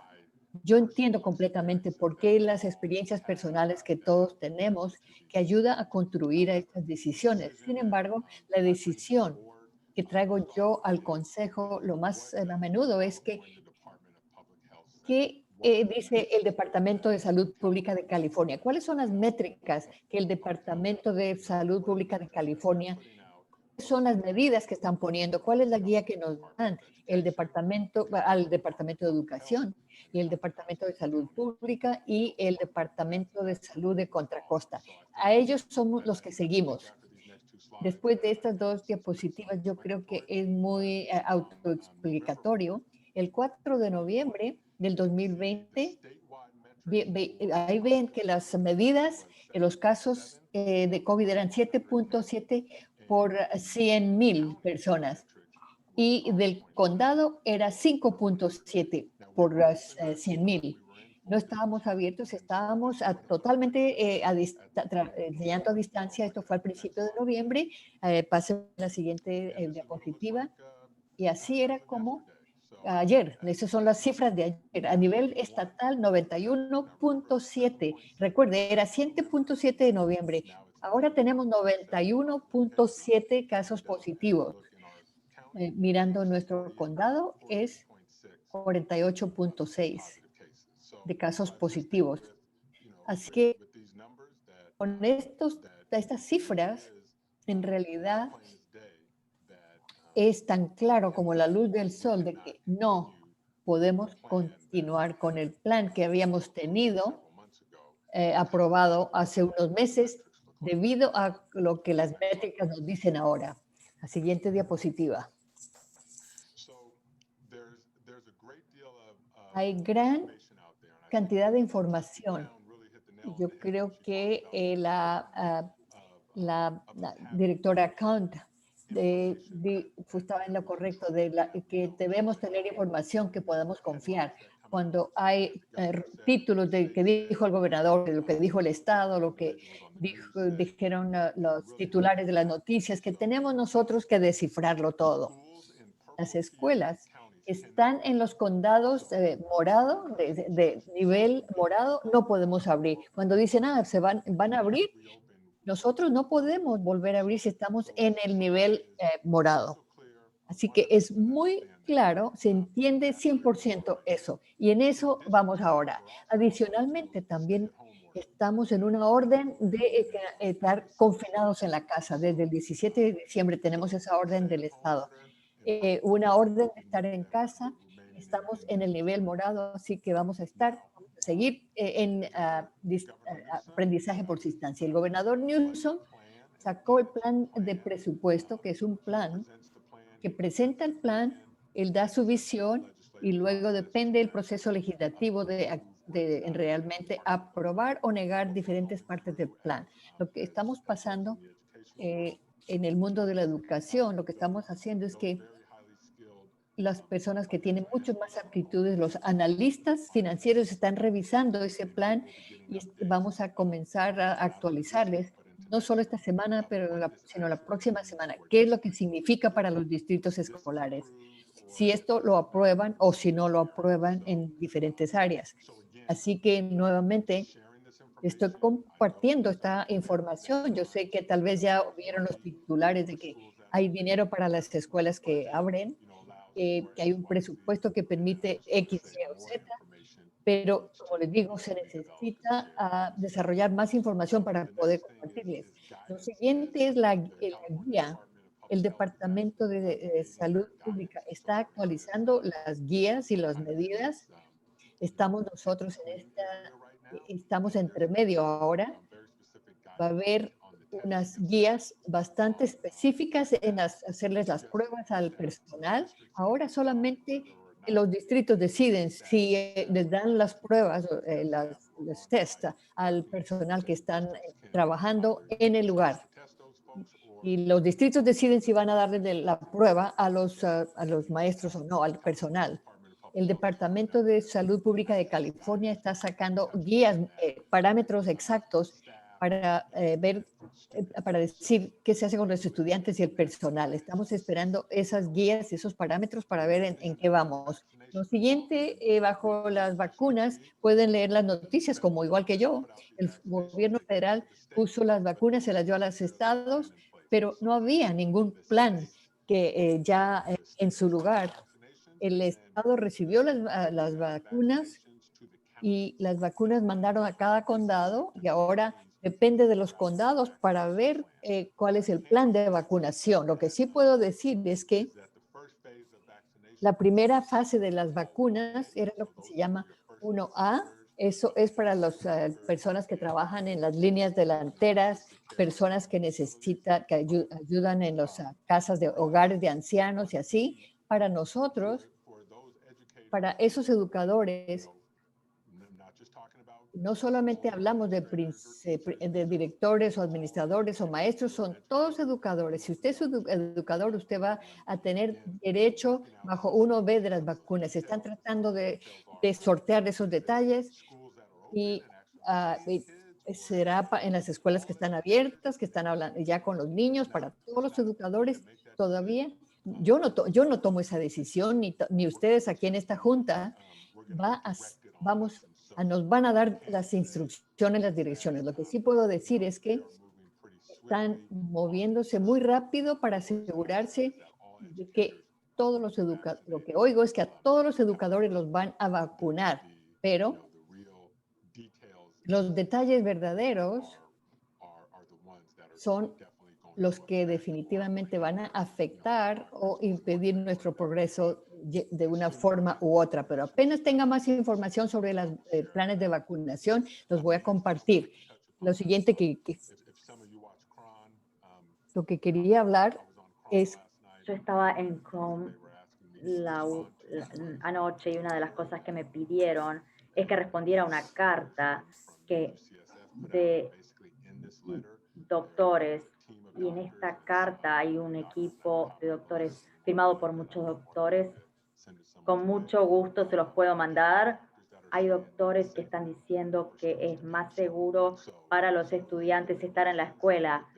Ellos dan sus razones, el razonamiento detrás de eso, y de hecho dijeron que el 1 de febrero fijaron como fecha. Cuando me hicieron esa pregunta en las noticias anoche, dije que a pesar de que estoy muy agradecido del campo médico, dando su opinión en esta conversación de si deben abrir las escuelas, de cuáles serían los beneficios. Estoy muy agradecido por eso, pero no necesariamente vi nada, por lo menos no en el distrito de Mount Diablo, antes del 1 de febrero. Pero definitivamente estaba agradecido de que el campo médico esté dando su opinión en este tema tan importante. Siguiente diapositiva, entonces, para nosotros, estamos en aprendizaje a la distancia en este momento, y entiendo que el aprendizaje a la distancia, que todos los estudiantes que no a todos les está yendo bien, no es por falta de esfuerzo ni por falta de organización. Simplemente tenemos algunos estudiantes que no tienen el apoyo ni la motivación o las relaciones o la tecnología para que les vaya bien. Así que le pido al público, les pido a los profesionales comunitarios es cómo podemos mejorar el aprendizaje a distancia para todos los estudiantes. ¿Necesitamos más tiempo en la pantalla o menos? ¿Hay alguna otra forma que podamos apoyarlos? ¿Hay alguna otra forma que podamos pensar de forma creativa para satisfacer las necesidades de nuestros estudiantes, de la comunidad? Todos los estudiantes tienen experiencias diferentes. ¿Cómo podemos nosotros como distrito proporcionar el mejor producto a nuestros clientes más sagrados, que serían los estudiantes? Así que hago esa pregunta: ¿qué podemos hacer para mejorar el aprendizaje a la distancia hasta que podamos hacer que regresen los estudiantes en nuestros campuses, nuestras escuelas? No estoy presentando una recomendación oficial para que la Junta apruebe o no apruebe, pero quiero probablemente postergar esta decisión hasta marzo, hasta que recibamos algún tipo de pauta del Departamento de Educación de California. And if districts are expected to also test students and what that all looks like. And so también ver cómo si les hacen análisis a los estudiantes, saber cómo funciona eso. Me siento horrible por las familias que están batallando con el aprendizaje a la distancia, y me siento horrible por los empleados que tenemos que están trabajando muchísimo para cumplir con las necesidades de los estudiantes y no pueden llegar algunos de ellos, y me siento mal porque se lo toman muy a pecho y cargan con ese peso sobre sus hombros. Así que sería tan bueno si pudiéramos hacer más, así que estamos abiertos a las sugerencias para nuestro personal que está trabajando, o los directores en la oficina del distrito, los directores o los líderes curriculares, los líderes de maestros, los ayudantes de los instructores, los asistentes. Estuve en 2 escuelas primarias hoy y los administradores eran controladores aéreos y los estudiantes venían a buscar información. Y en una escuela llegó un niño a preguntar a dónde estaba el baloncesto. El administrador conocía al niño de su nombre, era un niño del vecindario, y ella fue muy amable con él. Ella le dijo muy amablemente que la escuela no estaba dando balones de baloncesto. Queremos escuchar a la comunidad, a ver cómo podemos mejorar nuestro producto. Siguiente diapositiva, por favor. El impacto del COVID. El COVID ha impactado de tantas formas diferentes, y yo dije muchas veces que todos han sufrido por esta pandemia, todos están sufriendo. No es mi intención decir que hay individuos en nuestra comunidad que no están sufriendo o que no todos lo han hecho. La vida se ha visto trastocada en la escuela, donde pasan tantas cosas, se han cerrado, nos hemos visto impactados. Sin embargo, hay algunos que se han visto impactados por otras cosas, y COVID ha iluminado esas deficiencias. Así que COVID ha tenido un impacto desproporcionado sobre las comunidades de bajos ingresos, estudiantes de bajos ingresos, negros y latinos. Y nosotros como Junta, como distrito, tenemos que hacer más para equilibrar ese impacto desproporcionado. Y tengo algo con lo que vamos a trabajar, lo siguiente: que la pandemia ha exacerbado el índice de depresión entre los jóvenes, todos los jóvenes, desde el jardín de infantes hasta el 12º grado y todos en el medio. La pandemia ha tenido un impacto en los estudiantes y tenemos que hacer más lo que podemos para ayudarlos, para equilibrar, para compensar este índice creciente de depresión entre los estudiantes. Tengo dos cosas que vamos a hacer. La siguiente diapositiva, por favor.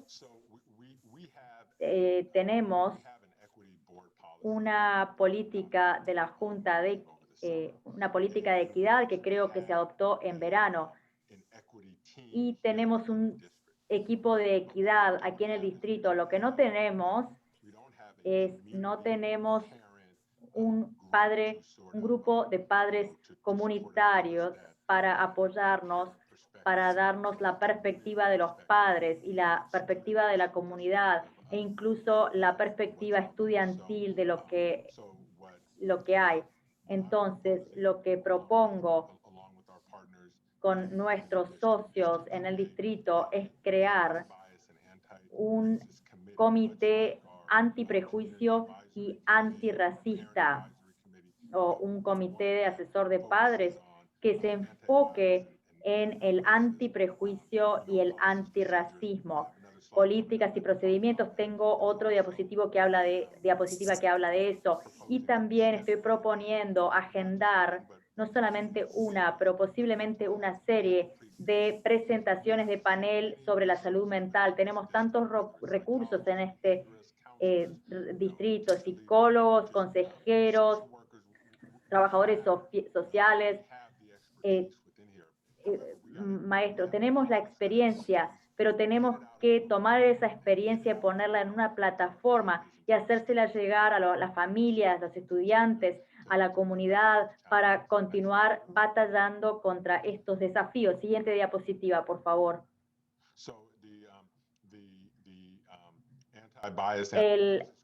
El grupo antiprejuicio, antirracista sería establecer un comité. El enfoque del comité es afirmar y mejorar los esfuerzos del distrito para implementar una visión equitativa en todas las escuelas. ¿Cómo lo hacemos? Yo no voy a darles un discurso sobre las inequidades de nuestra sociedad. Creo que algunas de esas cosas están muy claras y si no es así, entonces tenemos más razones para tener grupos como estos, para hablar sobre, juntarnos y hablar sobre estos temas. No estoy aquí para echarle la culpa a un grupo o al otro. Estoy diciendo que si vamos a mejorar los datos de nuestros estudiantes, que ya hemos conversado de varias formas, si vamos a mejorar, tenemos que prestarle atención a esto y tenemos que trabajar en esto. Parece que tenemos que desarrollar soluciones para combatir la inequidad y los prejuicios y el racismo institucional. Affect, our Black and brown students. We have to address that. And I'm not saying that we take from anybody else to do this. We improve the plight of one, mejoramos uno y mejoramos todo. Así que quiero que seamos un modelo de profesionalismo, de unidad, de hacer lo correcto. Me siento muy seguro que en este distrito tenemos la gente, la comunidad, a los estudiantes por los que vale la pena pelear y que esto se pueda implementar. Siguiente diapositiva, por favor. Lo siguiente es los webinars de salud mental de los estudiantes. Si los del oficio pueden hacerlo, nosotros también podemos hacerlo con respecto a la salud mental. Tenemos recursos. Stephanie Roberts presenta una página maravillosa de consejeros, está en nuestro sitio de internet, tiene tantos recursos que beneficiarían a los jóvenes y a las familias, pero quiero asegurarme que todos tengan acceso a eso. Tenemos consejeros primarios y de la escuela secundaria, de las escuelas públicas de California. Casi es inaudito tener consejeros primarios. tenemos muchos psicólogos líderes o líderes en el distrito, tenemos psicólogos que tienen la capacitación, las habilidades, especialistas de del comportamiento de salud. Va a ocurrir en la semana del 25 de enero, o si podemos agendarlo antes, entonces lo haremos. Una de las cosas que no podemos hacer, porque estamos todos en Zoom, podemos hacer este panel en cualquier momento y mandarlo a todas nuestras familias o ponerlo en nuestro sitio de internet. Podemos hacer una serie de charlas sobre la salud mental. Hay tantas cosas que afectan a la salud mental de nuestros jóvenes. Creo que tenemos las respuestas en la casa para poder lidiar con algunos de esos desafíos. Ahí concluye, termina mi informe. Estoy muy entusiasmado de entrar en el segundo semestre y una vez más el semestre es lo que las escuelas secundarias y como que se están organizando.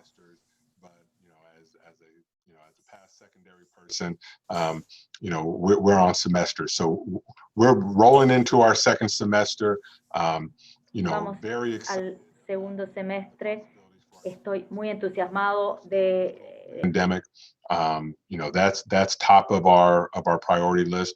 We're continuing to work with our labor partners. We're continuing to try to improve the culture within our district, how we treat one another, how we go about doing our business and stuff. We have work to do. I'm not shying away from that, but the will is there, and with working with the board, we're very excited to kick into the second half of the school year. So with that, I'll be more than happy to entertain any questions that the trustees would have.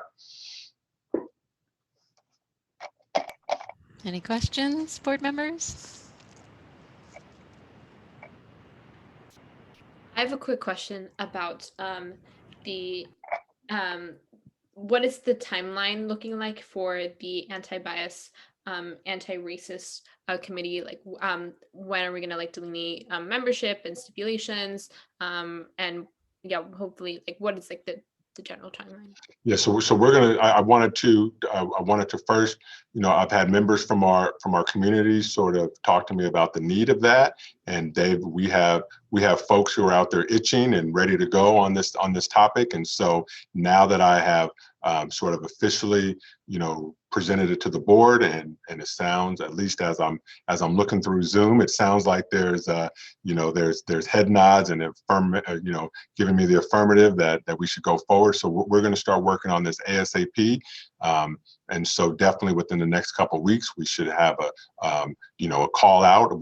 There's still lots of information that needs to be worked out. What type of committee this is going to be, is it going to, the bylaws, all those things are going to be worked out. But we're looking at getting that done during this third quarter.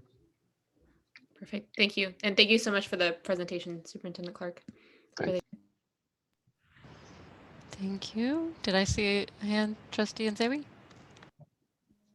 I just want to say thank you so much for this presentation. Starting with COVID and school reopening, I know that there's a lot of frustrated and angry parents out there, and I know that a lot in our community are suffering just from COVID, and so that's a balance that we have to take, and that we as a board and you and everyone at the district office and at school sites do care about children and do want to do what's best for them. And that is our main priority. That's why we're here. So I just appreciate your words on that and giving a potential timeline of when we'll revisit the discussion, because we are so deeply purple. And thank you so much for a lot that comes up, obviously, that came up in public comment and that has come up in the past is around our students' mental health. So I appreciate you, that's a step, a concrete step that we can take to support families.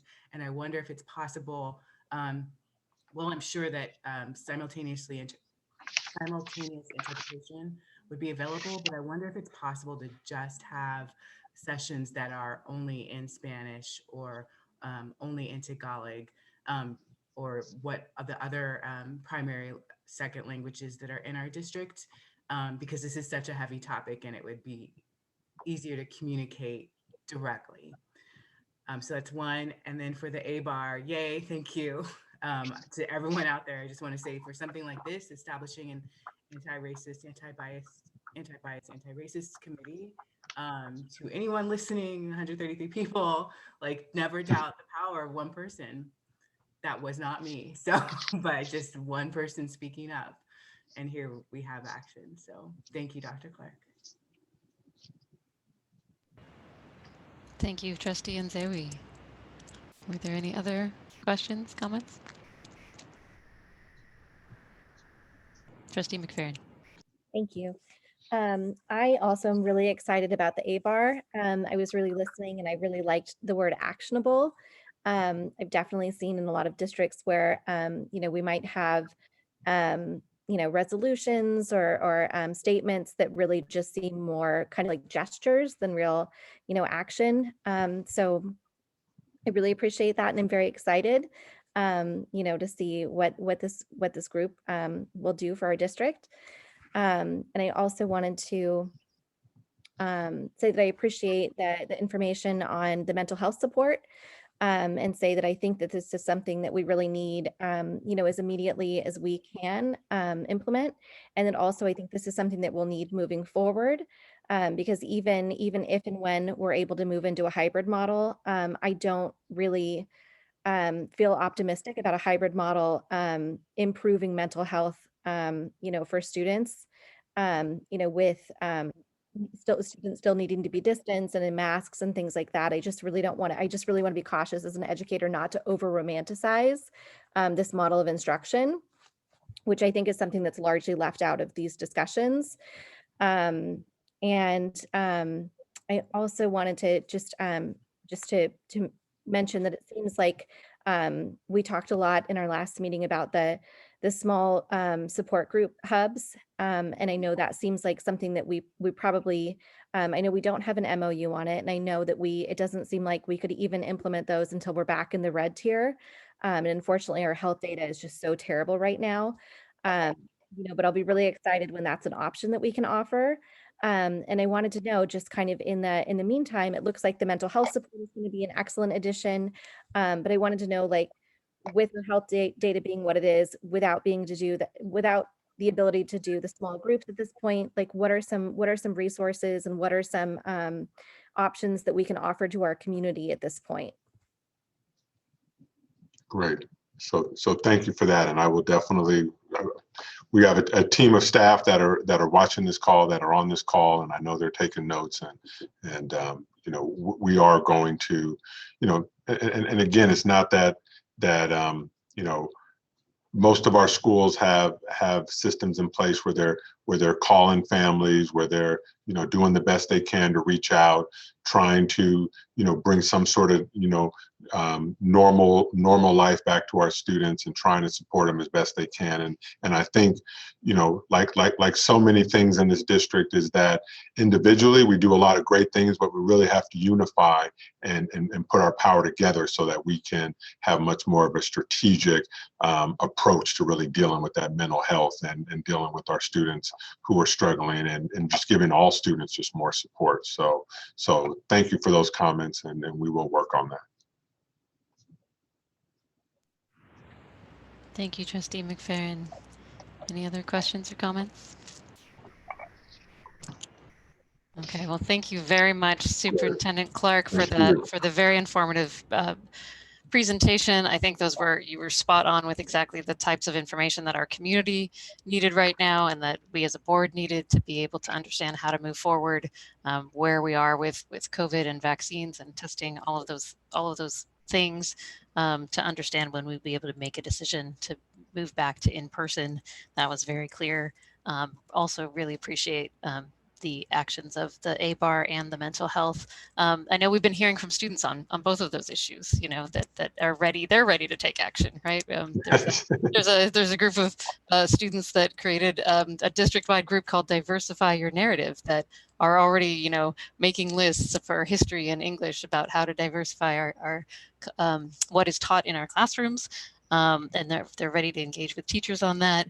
I know that in mental health, we've had students come and speak about the need to be able to have text lines to be able to more easily access, you know, counseling or crisis lines without other people in their household being able to hear. So, so there's just so much possibility there, and I'm really excited about us moving forward and providing even more information and resources to the community. So thank you so much. Great. All right, with that, we will move on to item 14.0. This is the consent agenda. So 14.1, items listed under consent agenda are considered routine and will be approved, adopted by a single motion. There will be no separate discussion of these items. However, any item may be removed from the consent agenda upon the request of any member of the board and acted upon separately. Do we have a motion or any items that board members would like to pull?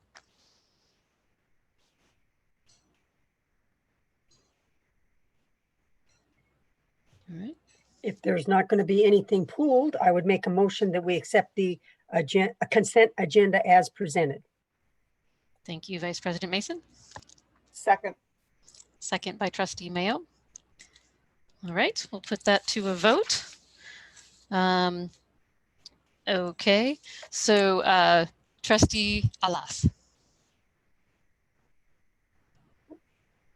Yes. Thank you. Trustee Mason. Yes. Trustee Mayo. Yes. Trustee Nzewi. Yes. And Trustee McFerrin. Yes. I also vote yes. Motion passes 5-0 with approval from our student board member as well.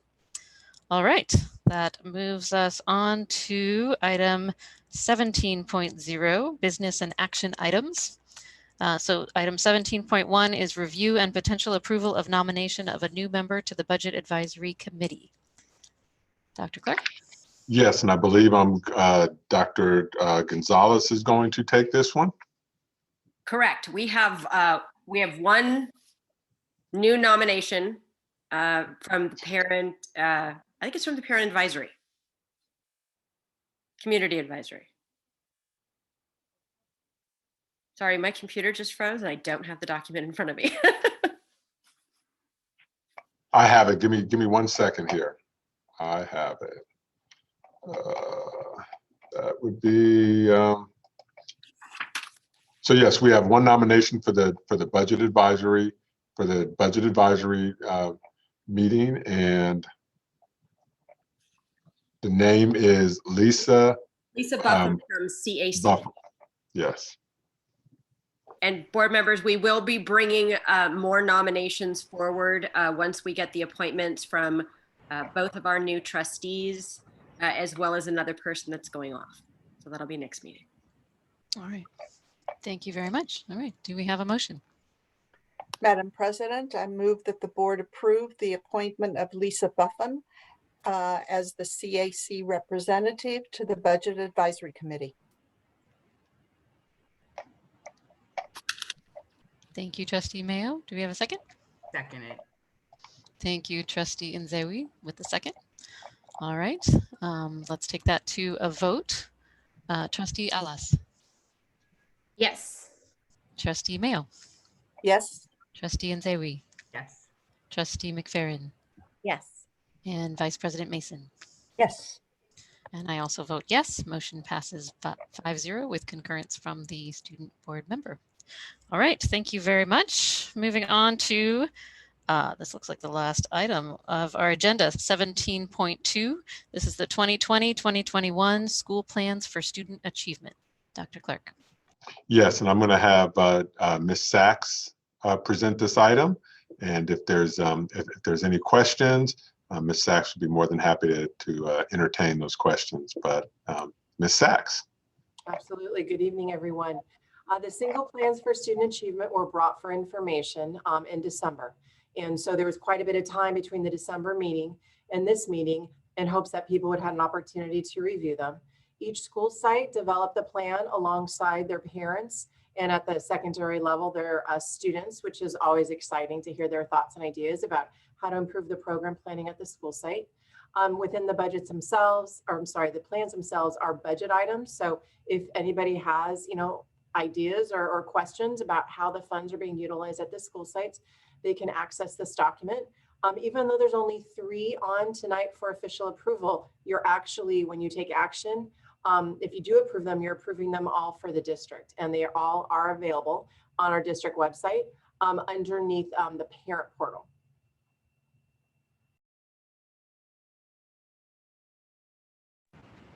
Thank you, Ms. Sachs. Board members, are there any questions or comments on this item? Comment, Trustee Nzewi? I want to, sorry. I want to thank all the school site council members who worked on these plans. I know they're really part of defining the culture of a school. But also it's obviously about how it's a plan about how a school will help meet its goals in areas that may be underperforming. So it's really important for parents to be involved in this process. But I also know that many schools have trouble recruiting parents to participate. So I encourage all the parents out there listening to apply when positions open up on your school site council. And I encourage schools to do everything possible to make school site council meetings accessible to as many parents as possible. So, and about the plans, what I noticed is that many schools identify reducing the number of suspensions as a goal, especially among Black students. And they name PBIS as a solution and focus on changing student behavior. I know that the issue of disproportionate suspensions and expulsions of Black students is a long-standing problem within our district, as is the number of suspensions overall. And among the plans I reviewed, PBIS is listed as an action they'll take to reduce those expulsions and suspensions. My concern is that PBIS and our high number of suspensions and disproportionate suspensions and expulsions of Black students have been around for a really long time. And I personally can't believe that generations of Black, Latino, and Indigenous students just don't know how to behave. Those are the groups that have the highest rates of suspensions and expulsions. So I can't believe that they just don't know how to behave year after year. So this is a systemic problem, clearly, and I would presume that it has to do with school culture and the adults who dole out these punishments. So I would hope that in future plans that there's strategies that really get to the root of the problem and don't depend on solutions that clearly haven't worked over the years. I would hope that we could follow the model in Chicago public schools that establishes a committee made of community members that reviews the suspensions and expulsions that have happened, and making it possible to more easily identify patterns among the adults doing the suspending and the expelling. It's like I said, this isn't a new problem, but we've accepted it for way too long with very little change. And I charge us to do better because we have no choice. We have to do better for our students. Thank you, Trustee Nzewi. Very, very important points to make there. Absolutely. Other comments or questions?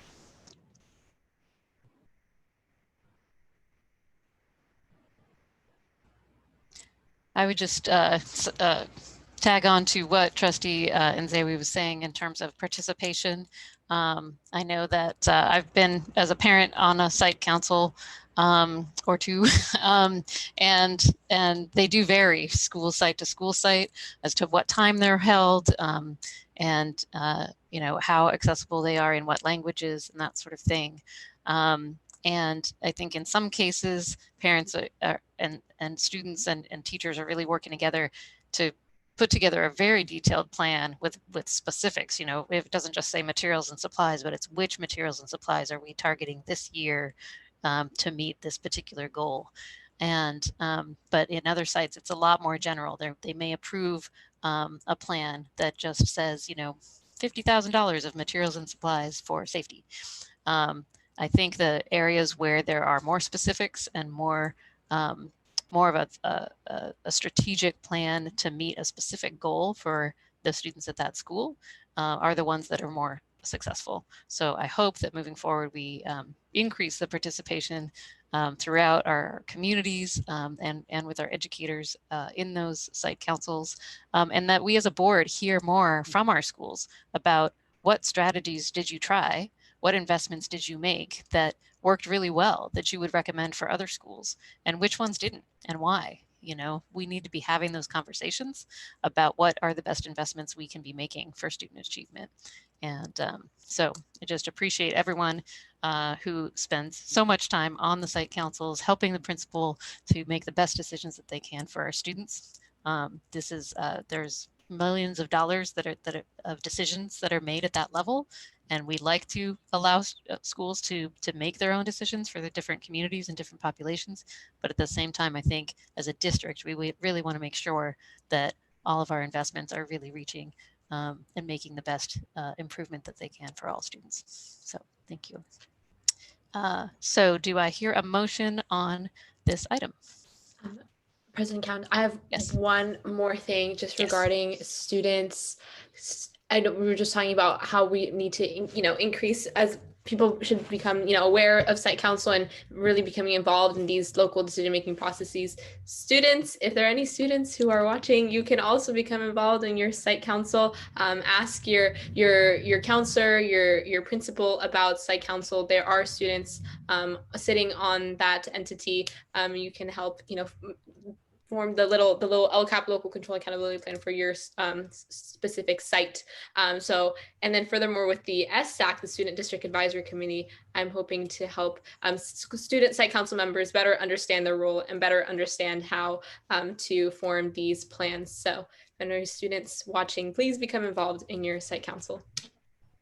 Fantastic. Thank you so much, Trustee Alas. Yeah, I think that's one of the great things about having a student board member on the Mount Diablo School Board is that now we have a structure in place where you can be one of those systems of support for our student site council members and really bringing them together. So thank you for that. Much appreciated. All right. I can just do a public service announcement. Yes. Every school site council, actually, they go through training. So if there is an individual that does not know how they would participate, what their role is, and they're a bit maybe insecure on whether or not this is something they'd want to do, we do have some very thorough, detailed resources in English and in Spanish right now. And they are resources that are reviewed each fall with the council. So whether or not it's a student or a community member, we do provide quite a bit of support. So I don't want anybody to hesitate if they're just not sure about the exact role. Oh, that's fantastic, Ms. Sachs. Thank you for saying that. Is that are those resources on the website somewhere, or how do people find those resources? Usually, what happens is the chairperson of the school site council is the individual that does end up, providing that support with the training. And it doesn't always need to be a staff member. Sometimes it's a parent who's a chairperson that they walk the team through it. Sometimes it's even a student. I've been in a different district where actually it was a student that was the chairperson of the school site council. So that's generally where the resources are. I have to double check, with all honesty, on our website whether or not they're available there for the public, but they are, they're absolutely could be open to the public, so folks could take a look at them. Wonderful. That's a great thought. Thank you.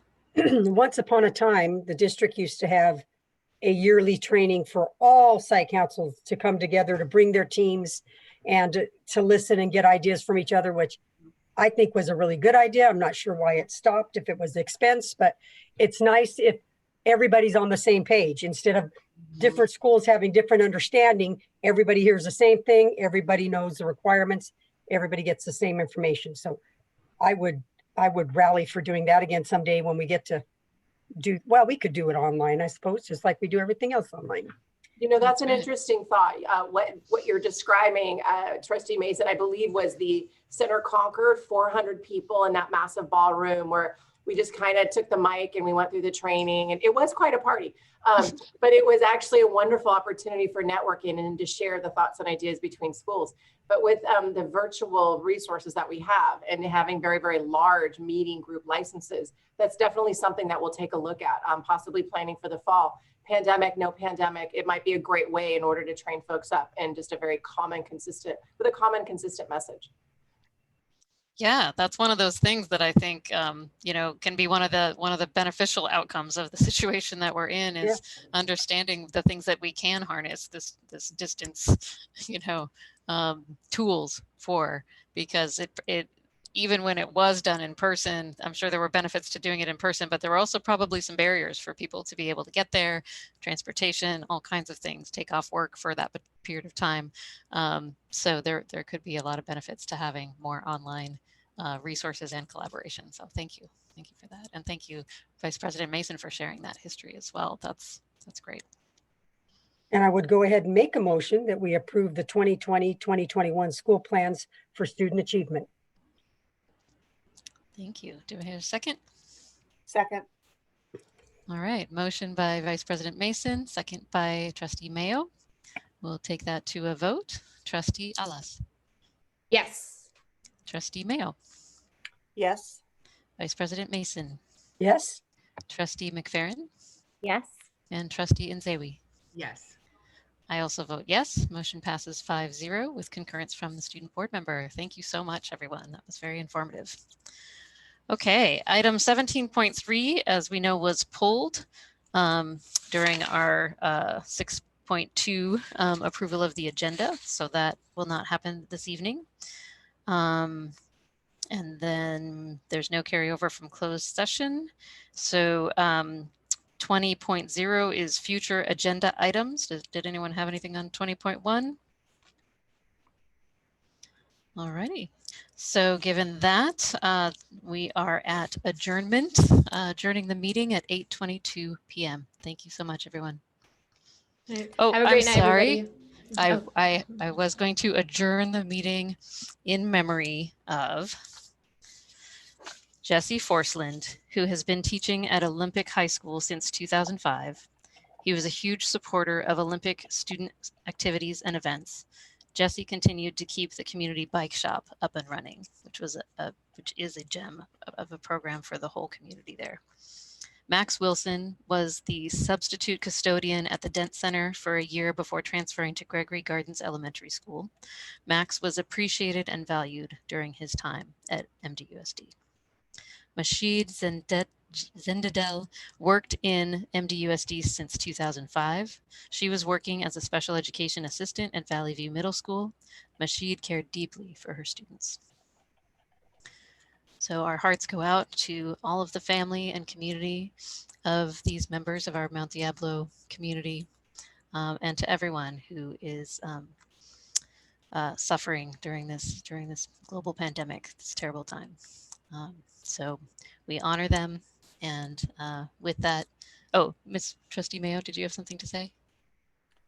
The two resolutions require board signatures. Will they be added electronically, or do board members need to visit the district office? Trustee Mayo, we can add electronic signatures, continuing the practice of last year into this year. Board permitted? Yes. All right, so we'll continue the practice of electronic signatures. Okay. Anything else? All right. Thank you very much, everyone. With that, we adjourn tonight's meeting at 8:23 p.m. Congratulations on a great meeting. Thank you. Thank you. Good night.